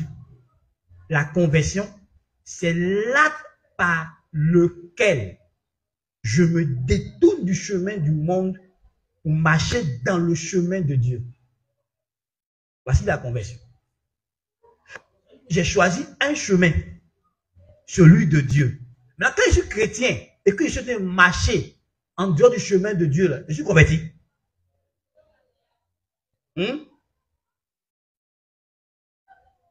La conversion, ça va changer de religion. Elle quitter une religion à une autre religion. Nous, on a fait ça.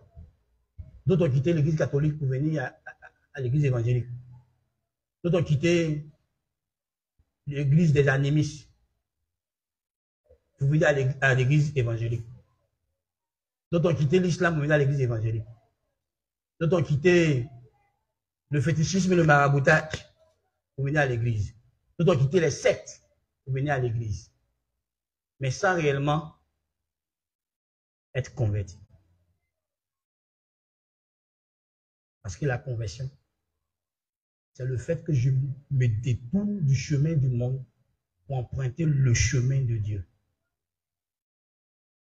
Et le chemin de Dieu, c'est une personne. C'est Jésus-Christ. Jean 14, 6, il a dit, je suis le chemin, la vie et la vérité. Et Jésus est la parole devenue chair. Donc, comment toi, tu es en train de faire des choses que la parole interdit, mais tu es converti? Comment tu es converti?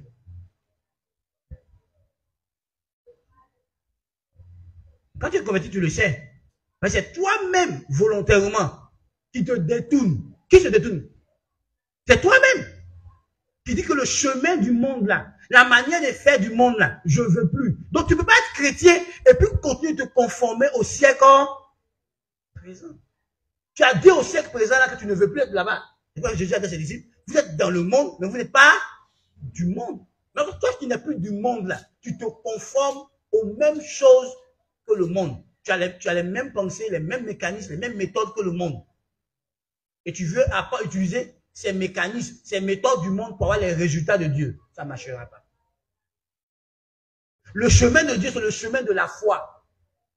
Toi, tu ne vis pas par la foi. Tu ne marches pas par la foi. Tu ne fais rien par la foi. Le chemin de Dieu, c'est le chemin de la sainteté.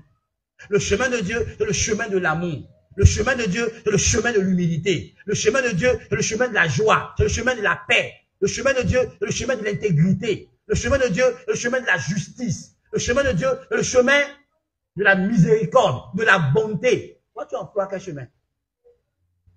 Le chemin de Dieu, c'est pas le chemin de œil pour œil. Le chemin de Dieu, quand tu fais mal, tu pardonnes. Tu domines le mal en faisant le bien. Peu importe le mal qu'on te fait, toi, tu as choisi de faire le bien toute ta vie. Donc, on te fait mal, et toi, tu fais le bien. Tu ne rembourses pas le mal par le mal. C'est le chemin de Dieu. Le chemin de Dieu, c'est le chemin de la paix. La Bible dit, heureux ceux qui procurent la paix. Ils seront appelés fils de Dieu. Donc, quand tu es un enfant de Dieu, dans tout ce que tu fais, tu recherches la paix. La Bible dit, autant que ça dépend de toi, sois en paix avec tout le monde. Tant que ça dépend de toi. Nous, on n'est pas dans le chemin de conflit. S'il y a conflit entre toi et ta femme, conflit entre toi et un frère, tu dois chercher à régler le conflit. Parce que nous, on est dans le chemin de la paix. On ne peut pas rester dans les conflits.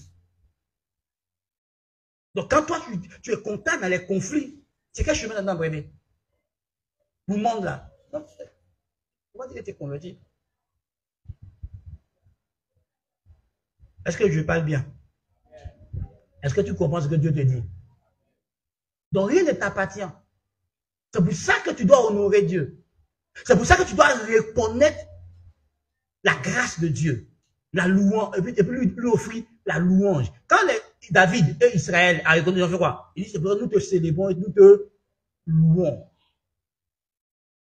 Quand tu comprends que tout appartient à Dieu, La première réponse, c'est que tu vas te mettre à le louer, à le célébrer. Et la deuxième chose, c'est que tu vas gérer avec sagesse en tenant compte de Dieu. Pour que ce pourquoi il t'a donné ces choses-là, ça puisse atteindre les buts qu'il a fixés lui-même à sa propre autorité. Ta vie elle-même doit atteindre le but pour lequel Dieu t'a créé. Tes enfants doivent atteindre le but pour lequel Dieu les a créés. Ta femme doit atteindre le but pour lequel Dieu l'a créé. Tout ce que tu fais doit atteindre le but pour lequel Dieu t'a permis de le faire. Si ça n'atteint pas le but de Dieu, tu es en train de vivre dans le péché là. Et Dieu t'a dit de ne pas vivre dans le péché. Non, on dit pas, je m'en fous, c'est ma vie, il fait ce que je veux. Non, frère, ce n'est pas ta vie. C'est la vie de Dieu qu'il a mis en toi. Il va t'en demander compte. Donc tu ne peux pas faire ce que tu veux avec ça. Ce n'est pas ta vie, c'est la vie de Dieu. Donc tu ne peux pas aller où tu veux. Tu ne peux pas porter ce que tu veux. Tu ne peux pas faire ce que tu veux avec ton corps. Avec ton... Non, tu ne peux pas. Tu n'appartiens qu'à Dieu. Donc tu ne peux pas faire ce que tu as envie de faire. Tu dois être sûr que ce que tu fais est toujours en conformité avec ce que Dieu a prévu que tu vives. Tu dois être là où Dieu veut que tu sois. Tu dois faire ce que Dieu veut que tu fasses. Donc c'est à toi de prendre ta Bible, de méditer et de découvrir la volonté de Dieu ou les volontés de Dieu te concernant. C'est à toi d'entrer en communion avec Dieu et de découvrir ce que Dieu attend de toi, ce que Dieu veut que tu fasses pour lui, parce que tu appartiens à Dieu. Et quand tu fais ce que Dieu veut que tu fasses pour lui, alors tu es en train d'honorer Dieu. Mais tu es en train de faire autre chose, tu n'es pas en train d'honorer Dieu. Dieu ne t'a pas créé pour être une prostituée. Dieu ne t'a pas créé pour être un homme méchant. Dieu ne t'a pas créé pour être un homme cupide. Dieu ne t'a pas créé pour que tu sois esclave de l'argent. Dieu ne t'a pas créé pour que tu sois orgueilleux, tu sois prétentieux, vaniteux. Parce que quand Dieu t'a créé, à l'origine, on voit son intention. Il t'a créé pour que tu sois sa représentation. Il t'a créé à son image. Il t'a créé pour que quand quelqu'un te regarde, il puisse voir Dieu au travers de toi. Il t'a créé pour que tu sois sa ressemblance. Il ne t'a pas créé pour que tu ressembles à Satan, que tu sois un petit menteur. Non, il ne t'a pas créé pour être un voleur. Parce que c'est Satan qui est voleur. Toi, tu es fils de Dieu. Tu ne peux pas être un voleur. Dieu ne t'a pas créé pour que tous les hommes du monde vont passer en toi. Non, il t'a créé pour qu'un homme te marie, ton nom, et que tu restes avec cet homme jusqu'à la mort vous sépare. Il ne t'a pas créé pour que tu vives comme tu es en train de vivre là. Il t'a créé pour une femme. Et toi, tu es en train de vivre, tu patries toutes les autres femmes. On ne t'a pas créé pour ça. On t'a créé pour une femme. Pour que tu sois le mari d'une femme. Tu sois la gloire d'une femme. Parce que le mari, selon la parole de Dieu, est la gloire de sa femme. Et la femme est la gloire de l'homme. Parce que autre vous êtes des faits. Vous faites des choses pour lesquelles Dieu ne vous a pas créé.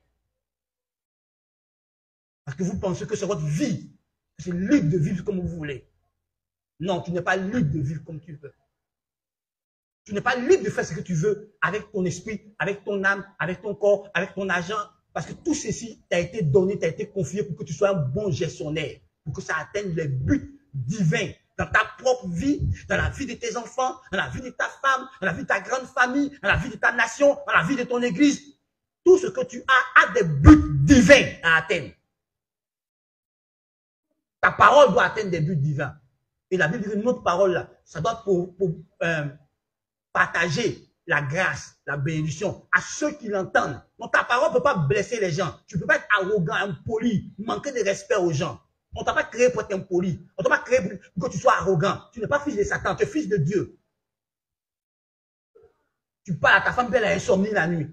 Elle ne peut pas dormir. C'est ce que tu lui as dit là. Ça lui a arraché toute sa paix. Ça lui a arraché sa joie de vivre. Elle regrette même pourquoi tu as épousé. On t'a dit, on t'a créé pour ça. C'est pour ça que Dieu t'a créé.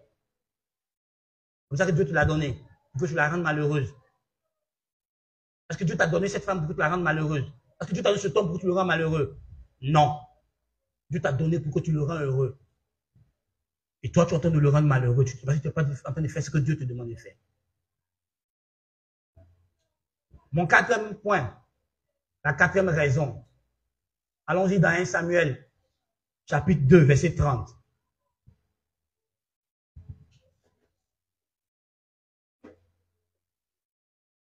« 1 Samuel, chapitre 2, verset 30.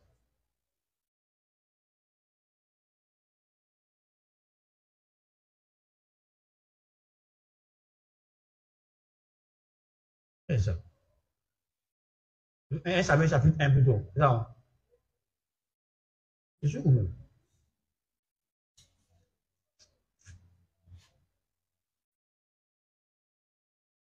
Pardonnez, je suis dans 2 Samuel. Dans 1 Samuel chapitre 2, verset 30 dit, c'est pourquoi, voici ce que dit l'Éternel, le Dieu d'Israël. J'avais déclaré que ta maison et la maison de ton père marcheraient devant moi à perpétuité.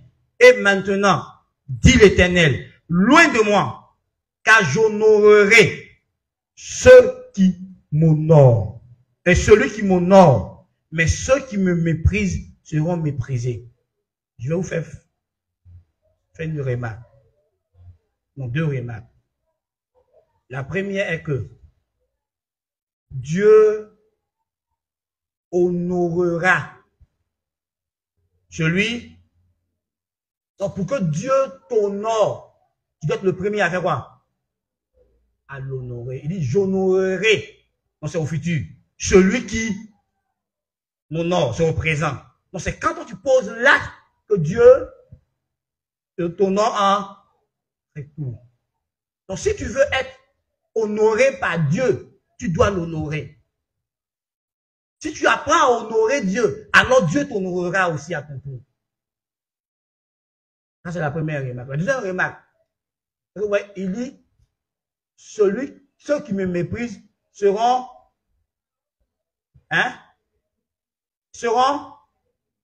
regardez bien, est-ce qu'il a dit je vais le mépriser?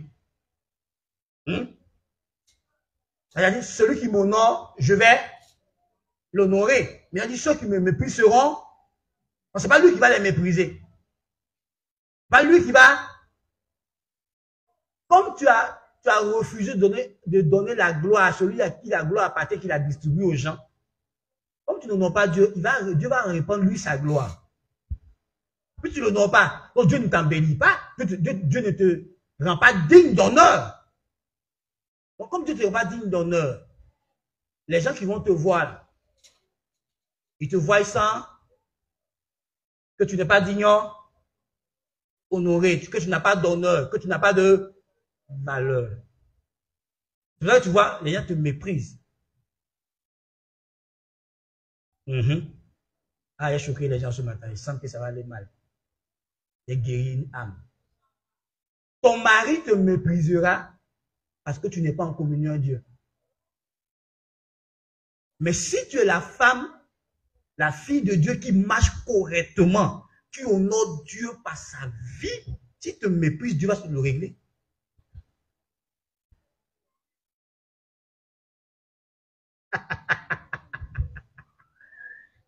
Parce que quand nous honorons Dieu, il y a la présence de Dieu sur notre vie. Quand tu rentres dans un endroit, on sent que tu es différent des autres. On sent qu'il y a quelque chose de particulier sur ta vie. Est-ce que Potiphar n'a pas su que Joseph est différent des autres esclaves qu'il a payés? Parce que Joseph honorait Dieu, Potiphar s'est rendu compte. Quand Potiphar s'est rendu compte, il a fait quoi? Est-ce qu'il traitait Joseph comme un esclave? Hein? Mais pourquoi? Pourquoi est-ce qu'il ne traitait pas Joseph comme un esclave? Parce qu'il a découvert, il a dit que lui, il a découvert que tout ce que Joseph touche, fait quoi? Prospère. Il n'est pas comme les autres là. Même quand il était dans la peau de prisonnier, le gars ne le traitait pas comme un. À cause de quoi? À cause de la présence de Dieu. Mais parce que Joseph honorait Dieu. Donc Dieu tenace, c'est qu'on ne méprise pas son oint, on ne méprise pas son enfant, on ne méprise pas son fils, qu'il l'honore lui. Or toi, tu méprises Dieu. Donc toi-même, tu t'es privé de la gloire de Dieu. Parce que quand tu méprises Dieu, tu fais des choses que Dieu ne veut pas que tu fasses avec ta vie. Pas ça. Tu ne crains pas Dieu. C'est la crainte de Dieu qui fait quoi? Qui nous donne de nous détourner du mal. Donc quand tu ne crains pas Dieu, tu fais quoi? Tu fais le mal. Oh, le mal nous vole quoi? La gloire. À quel moment elles se sont rendues compte qu'ils sont nus? Quand ils ont perdu la gloire. Quand la gloire était là, est-ce qu'ils voyaient ça? On dit tous ceux qui ont péché sont privés. Donc tant que tu vis dans le mal, tu es privé de la gloire de Dieu. Donc ta vraie valeur est cachée. Pour les gens te traiter comme ça fait rien. Ah ouais. Comme ça fait rien. Frère, écoute-moi. Tu as déjà vu un enfant. Dans quelle maison tu as vu un enfant que le père, que la mère de cet enfant sont des modèles pour lui, dans sa conduite, dans tout. Et puis l'enfant là méprise son papa et sa maman. Tu as vu ça où? Montre-moi la famille où tu as vu ça. C'est qu'un père est ivrogne, qu'un père se désacralise lui-même par ses propos, par ses conduites, que ses enfants se mettent à le mépriser. Mais si ton papa, il se comporte dans sa dignité de père, est-ce que tu as le courage de parler sur lui? Tu peux le déshonorer. Quand ton papa assume ses responsabilités de père, il paye le loyer, il s'occupe de vous, il vous habille, il vous met à l'école, il fait ce qu'il a, il fait son rôle de père. Tu as vu un enfant que son papa fait son rôle de père, qui a déshonoré son papa? Parce que tout enfant, jusqu'à ce que toi-même le père ou toi-même la mère, tu viens briser ce modèle dans son esprit. Tout enfant idéalise son père. Tout enfant idéalise sa mère. Tout enfant idéalise ses parents. Ses parents sont un modèle pour lui. Dans le jargon humain, on dit, il traite ses parents comme des petits dieux de son esprit. C'est quand il commence à voir l'état de ses parents qui perdent leur prestige dans son esprit, qui peut faire la rébellion contre eux. Donc quand ton enfant se rebelle contre toi, il faut vérifier, est-ce que tu n'as pas manqué toi-même, tu n'as pas donné toi-même la gloire que Dieu a mis sur toi, l'autorité que Dieu a mis sur toi, est-ce que tu ne l'as pas enlevé pour qu'aujourd'hui ton enfant puisse te tenir tête?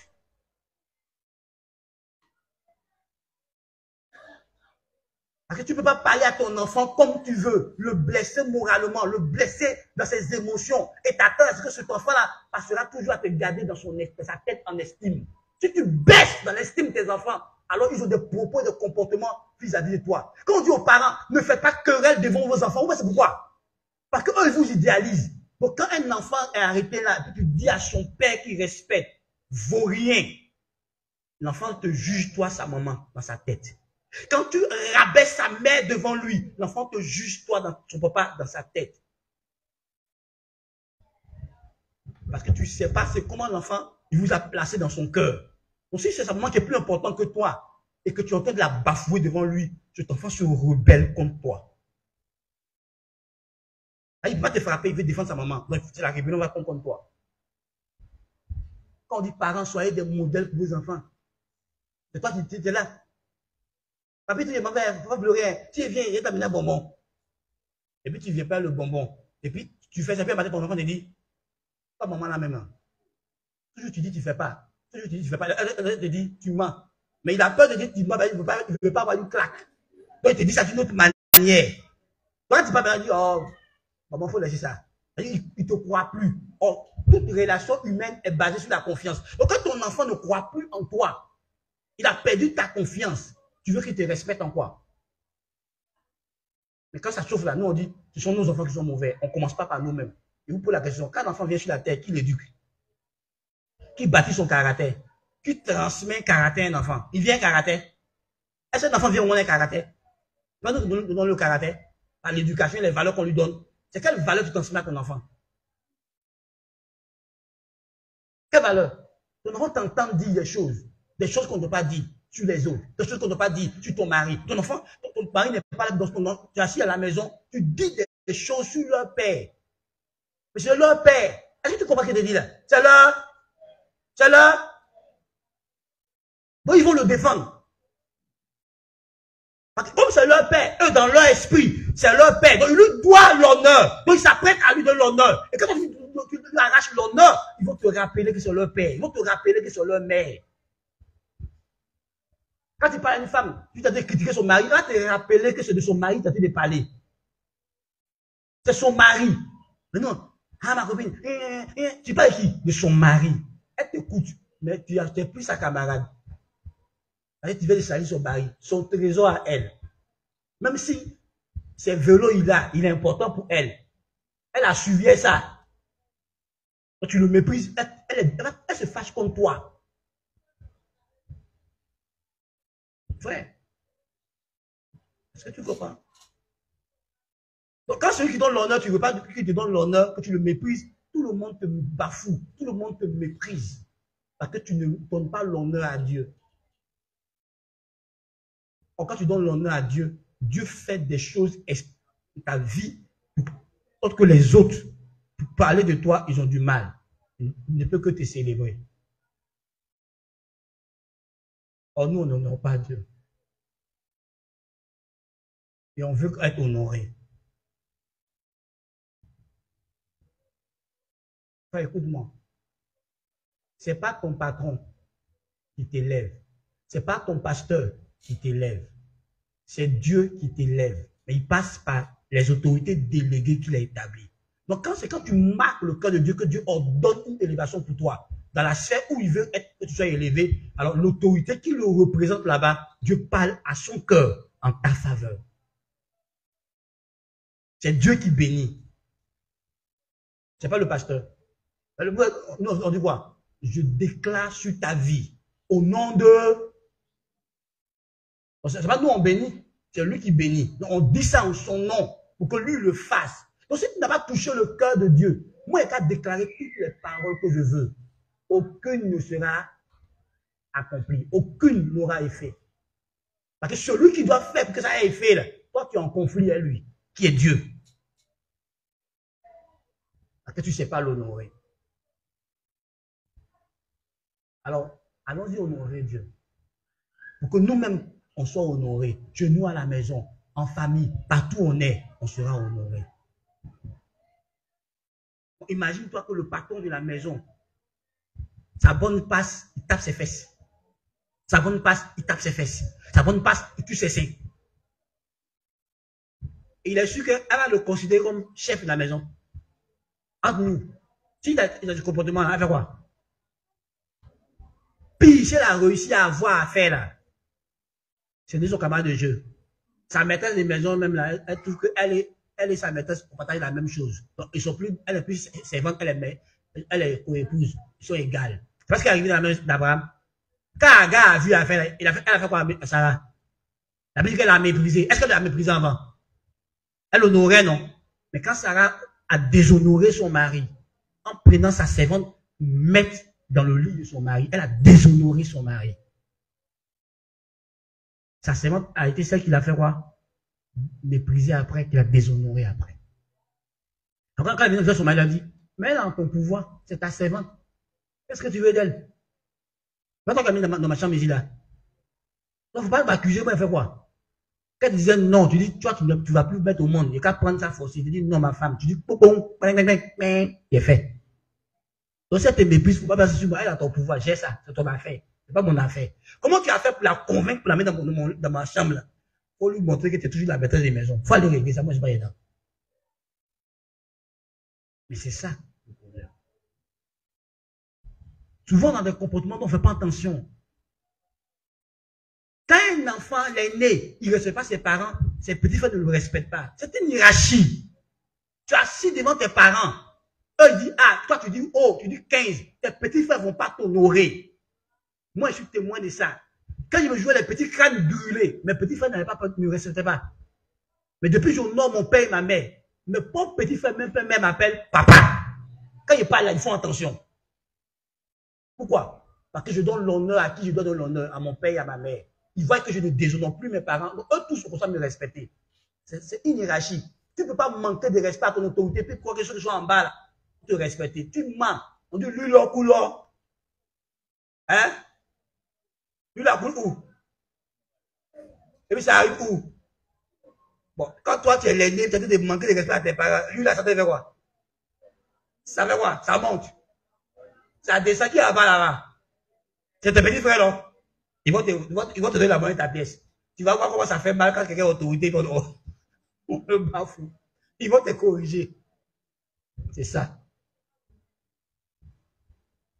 Donc, si la mère, elle veut être honorée devant les enfants, elle honore le chef de famille qui est le mari. Les enfants vont honorer la mère. Tu ne peux pas déshonorer le père qui donne la bénédiction. Ouais. Écoute-moi. J'ai fait un séminaire dans une église comme ça. Et puis j'ai dit aux femmes, si ton enfant vient en colère contre son papa, arrange-toi pour lui dire, c'est son père qui doit le respecter, qui doit obéir à son père. Ne dis jamais une chose qui est le contraire de ce que son père a déclaré. Mais si tu n'es pas d'accord, dis à ton fils, on fera ça. Et puis, tu vas trouver ton mari dans la chambre. Vous parlez. Puis c'est lui seul qui doit ressortir pour dire à son fils, j'avais dit que, mais maintenant j'annule que. Mais ce n'est pas toi la mère qui annule ce que lui l'a dit. Si tu fais ça et que ton fils fait ce que toi tu as dit, là, tu mets ton fils sous la malédiction. C'est pour ça que Jacob a souffert pendant 14 ans. Est-ce que c'est retombé sur la tête sa maman? C'est sa maman qui a souffert pendant 14 ans. Hein? C'est sa maman qui a souffert. Qui a souffert? C'est qui ils ont volé? Et sa maman l'a poussé à faire quoi? À déshonorer. Son père a menti à son père. Son père a prononcé la bénédiction. Parce qu'il pensait qu'il parlait à Ésaü. Quand Ésaü est venu, son père ne savait pas ce qu'il va dire. Il a dit quoi? Il dit, par ton épée, tu vas te repositionner. Ésaü a fait quoi à son frère? Il a combattu son frère. C'est son papa qui a déclaré ça. Comme il t'a volé ta bénédiction, c'est par ton épée que tu vas te repositionner. Il a combattu son frère parce que son frère s'humilie. Lui donne la bénédiction pour que son frère retrouve la paix et qu'ils vivent désormais en paix. C'est moi, il est porté dans mon ventre. C'est moi, il est poussé. C'est mon enfant. Écoute-moi attentivement. C'est quelqu'un qui a déposé l'enfant là dans ton sein. Aucune femme ne peut déterminer le sexe de l'enfant. C'est l'homme qui détermine si l'enfant sera une fille ou un garçon. Tu n'es qu'une porteuse. On t'a confié une sémence. Et puis tu donnes l'enfant de la personne. C'est pour ça que l'enfant porte le nom de son père. Et non le nom de sa mère. Tu es venu pour l'aider à faire ce que Dieu demande de faire, c'est se multiplier. Mais Dieu s'est arrangé pour que ce soit l'homme qui donne la sémence, qui détermine le sexe de l'enfant. C'est mon enfant, c'est mon enfant. C'est à toi de donner ça. La première fois que tu portes le nom de qui? De ta maman ou de ton papa? Hein? Voilà, d'autres personnes mariées là, leur nom de famille est effacé. Maintenant, ils appartiennent à la famille Kwasi, à la famille Olibo, à la famille Tan, à la famille Tissi. Blé là, ça a disparu. Loba là, ça a disparu. Même ton propre cadavre, quand tu mets en droit ton mari, on l'enterre, notre fille, on l'enterre où? Chez toi ou chez nous?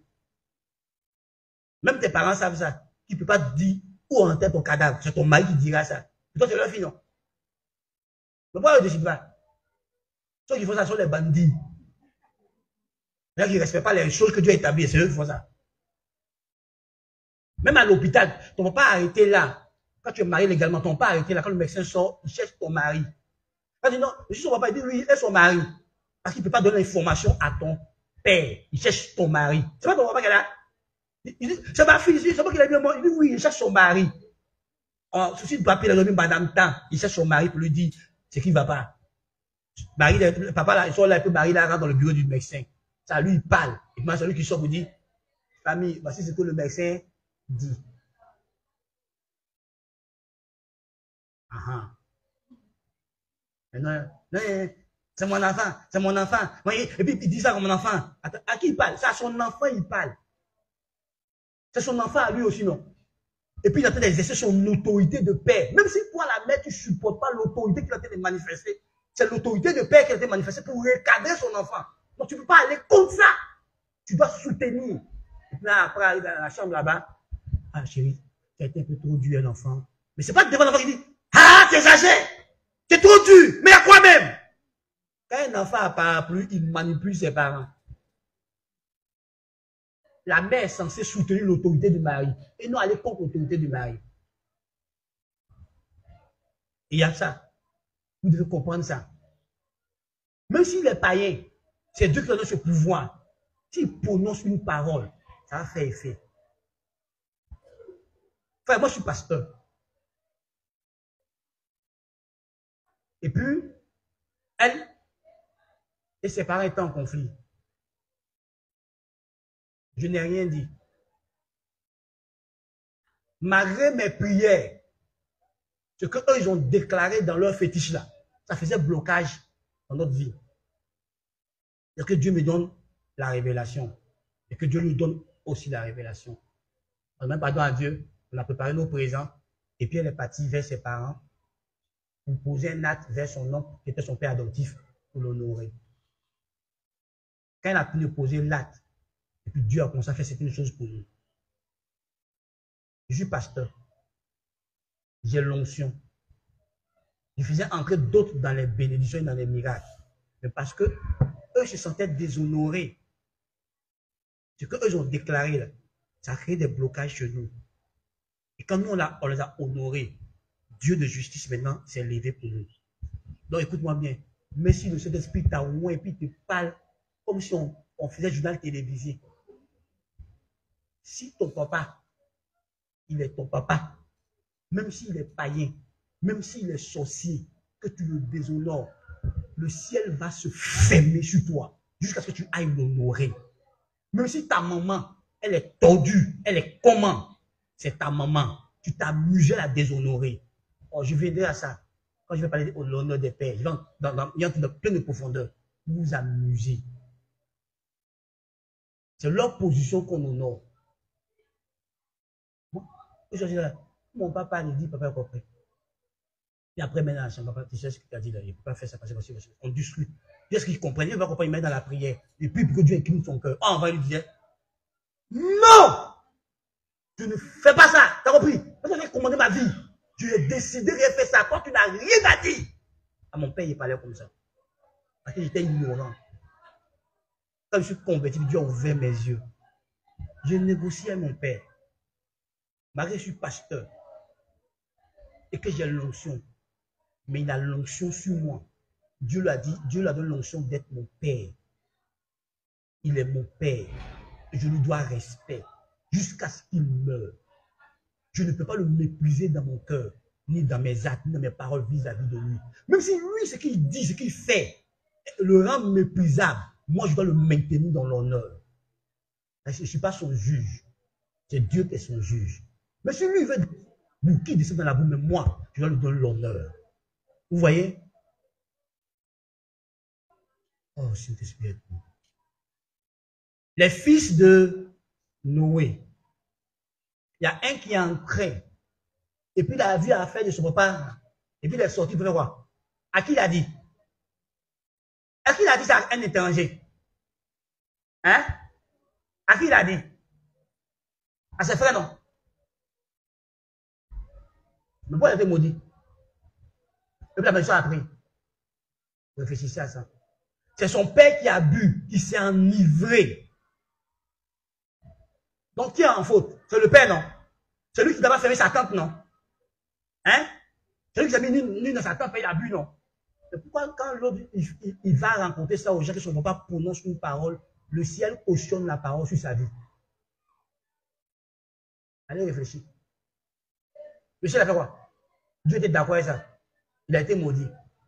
Qui a cautionné? C'est Dieu. Ils ne sont pas prononcés et Dieu a cautionné. Mais peut-être qui était en faute? Moi, je ne sais pas qui était Yves. Donc, si tu penses que la faiblesse de ton père, la faiblesse de ta mère, t'autorise à le déshonorer, tu te trompes.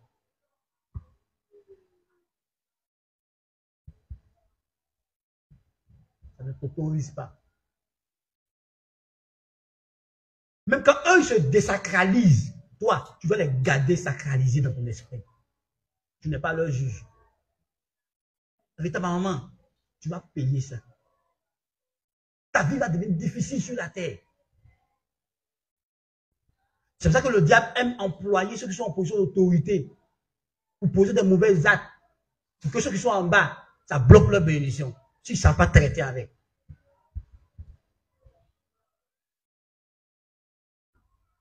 Quelqu'un qui t'a élevé, quelqu'un qui... que toi-même tu as regardé et dit, tu es mon père. Toi-même tu lui as donné l'onction de père sur toi. Il n'a qu'à être père spirituel, il n'a qu'à être père adoptif, il n'a qu'à être mentor, père de travail. Une fois que tu l'as reconnu comme ton père, fais attention dans tes rapports avec lui. Parce que tu peux bloquer tes propres grâces toi-même par la mauvaise attitude vis-à-vis de lui.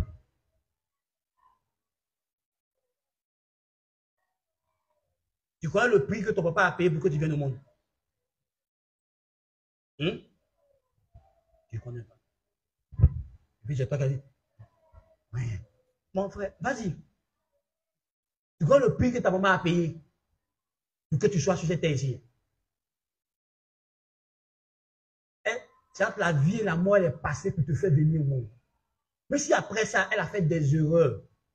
Vous voyez, la Bible dit, si quelqu'un te donne un verre d'eau seulement, il ne perdra pas sa récompense. Donc le seul fait qu'elle t'a porté dans son ventre pendant 9 mois, même si on t'a rencontré, elle voulait t'avorter avant, c'est pas grave, elle ne t'a pas avorté. Tu es sur la terre ici.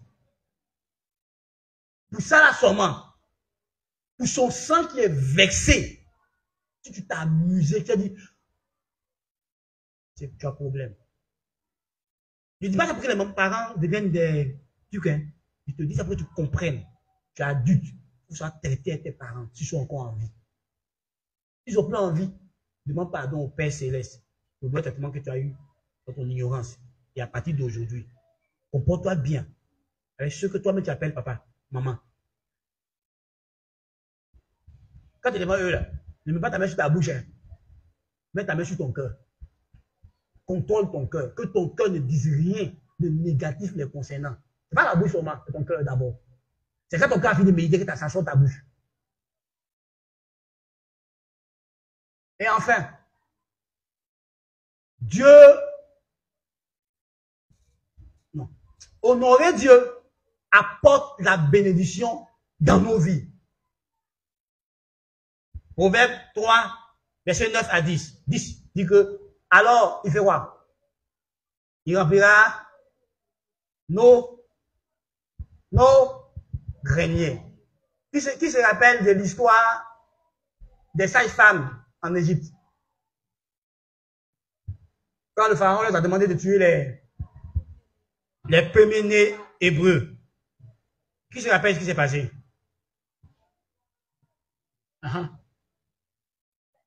Oui. Elles craignaient l'Éternel, non, elles n'ont pas fait ça. Mais qu'est-ce que l'Éternel a fait? Lisez bien la partie là. On dit Dieu les fit prospérer. Pourquoi il les a fait prospérer? Parce qu'elles ont honoré Dieu. En honorant Dieu, elles ont prospéré. Prends le psaume 128 pour moi. 128.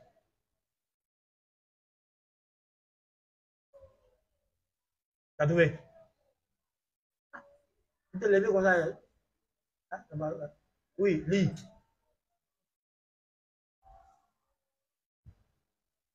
Lis. Psaume 128. Heureux tout homme qui craint l'Éternel. Qui craint l'Éternel. Donc, on devait craindre, mettez quoi? Qui honore l'Éternel. Il est comment?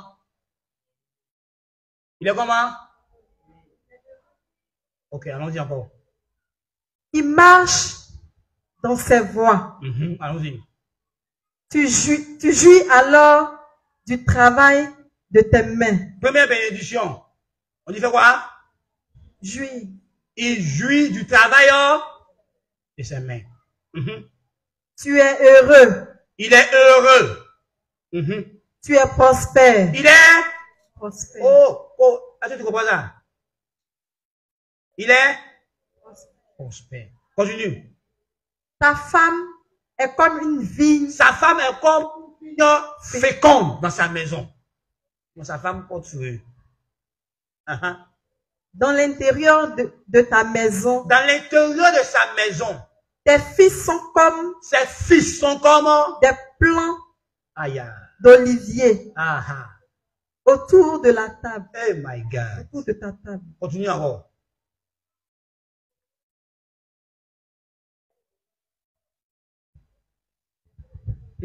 C'est ainsi.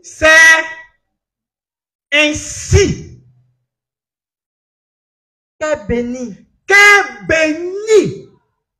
L'homme qui craint l'Éternel. L'homme qui craint. Voilà.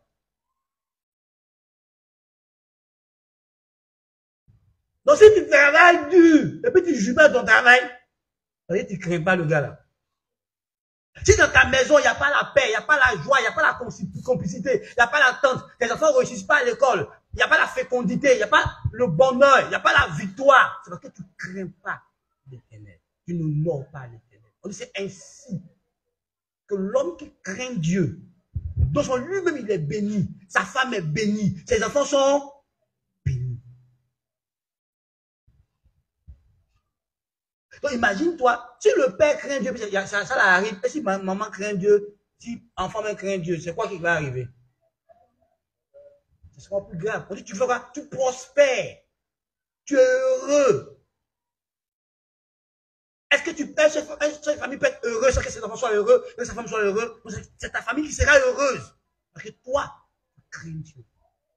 Et ça, c'est la bénédiction qu'apporte l'honneur à Dieu. C'est ainsi qu'il est béni. L'homme qui craint l'Éternel. Tu vas maintenant lire le psaume 110 et le voir là-bas encore. Quand tu crains Dieu, on dit même tes enfants vont posséder le pays, tout ça. Donc, le contraire, c'est quoi? Psaume 110 et 112. Voilà, psaume 112 plutôt. Le contraire, c'est quoi? C'est la malédiction. Quand tu déshonores Dieu, tout sèche autour de toi. Tout.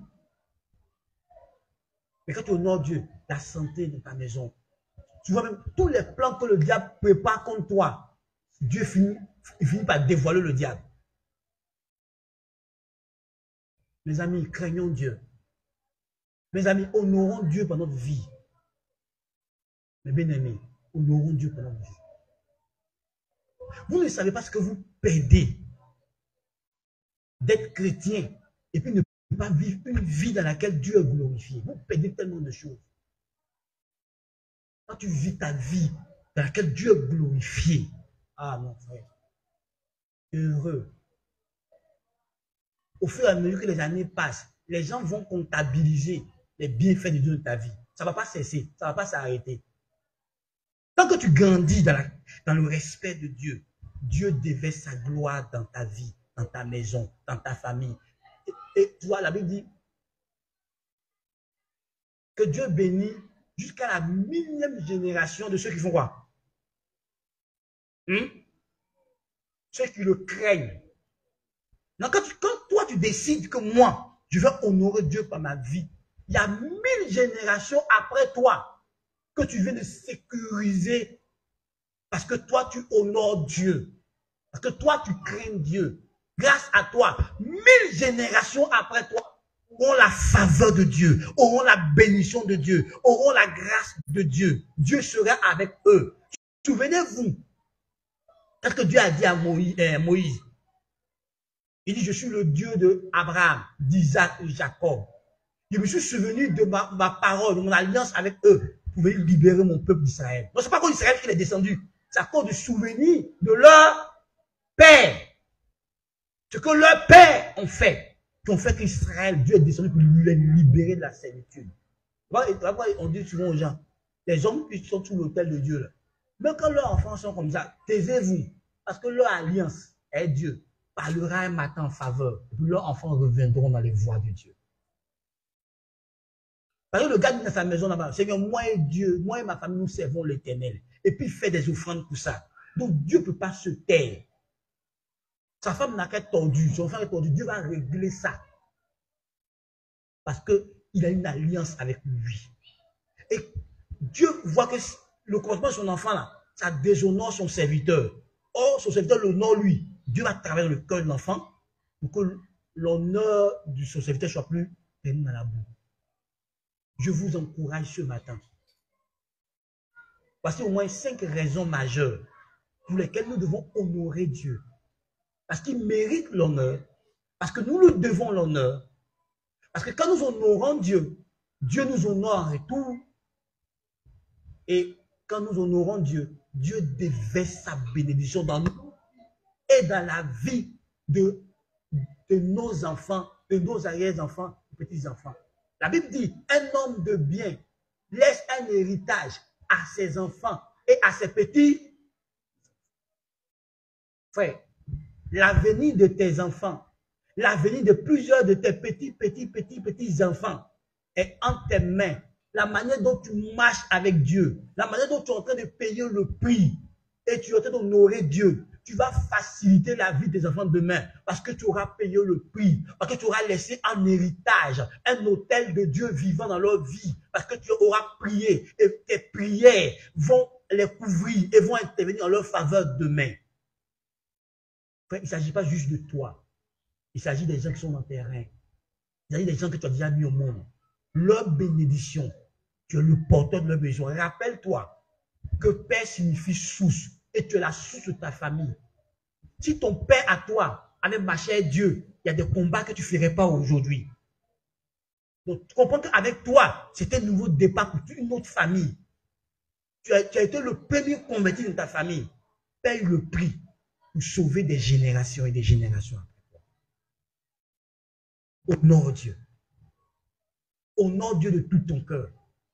Honore Dieu de toute ton âme. Honore Dieu dans toutes tes saisons de vie. Quand ça ne va pas, quand c'est difficile, quand c'est pas difficile, quand tu es dans l'abondance, apprends à honorer Dieu. Dans l'abondance, honore Dieu. Dans la disette, honore Dieu. Joseph a honoré Dieu quand ça n'allait pas. Mais quand il allait au trône, il a continué d'honorer Dieu. Alors Joseph est allé de gloire en gloire quand il est mort dans la gloire. Est-ce que tu as vu que Joseph, il a régressé encore? Quand Dieu l'a élevé, là, il a régressé encore. Parce qu'il a continué d'honorer Dieu même quand il était élevé. Honore Dieu. Décide de faire de l'honneur de Dieu, du respect de Dieu, ton propre style de vie.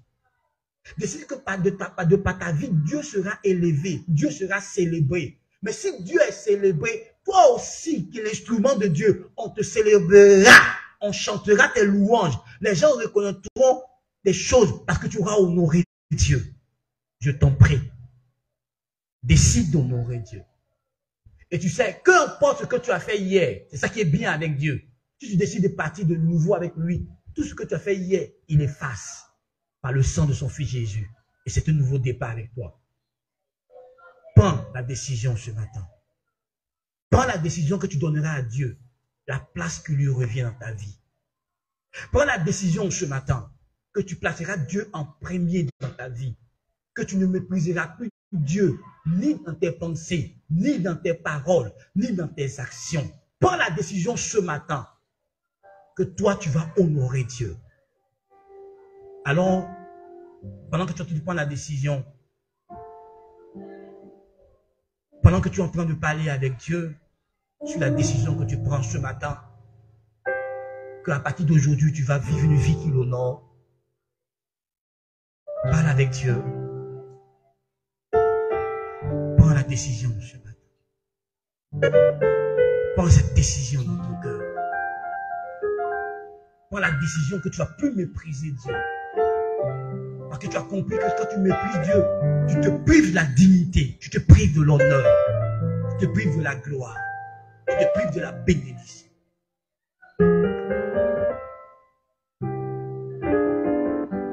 Tu es une personne honorable parce que Dieu est en toi.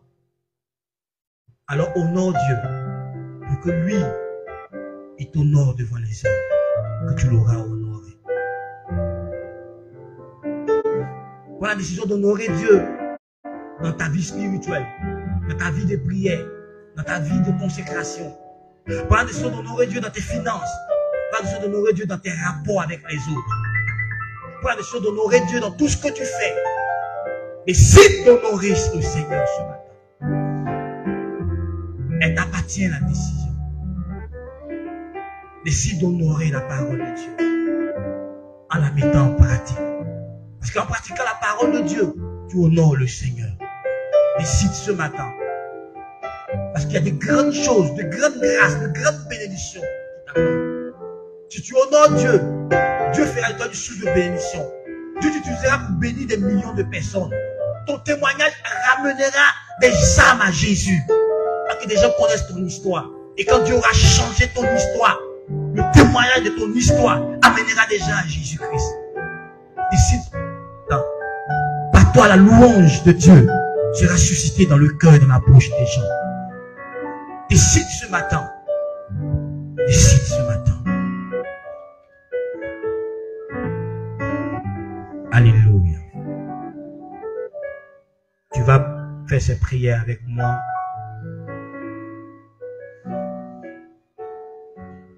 Tu te tiens debout et tu vas répéter avec moi. Seigneur, aide-moi à prendre conscience que toute chose t'appartient. Seigneur, aide-moi à prendre conscience que tout dans les cieux, sur la terre, t'appartient. Aide-moi à reconnaître ton droit de propriété sur toute chose. Je te prie de m'aider à reconnaître, à prendre conscience que moi-même, je t'appartiens, que ma vie t'appartient. Je t'en prie, Seigneur. Aide-moi à me rendre compte que tout ce que j'ai, famille, ma famille, mon leadership, ma santé, mon intelligence, mes capacités, mes ressources financières, tout ce que j'ai, je les ai reçus de toi et que tout t'appartient. Je t'en prie, donne-moi à en être pleinement conscient que tout t'appartient, y compris moi-même et tout ce que je possède. Alors je prie que tu m'aides à être un fidèle intendant de tes biens.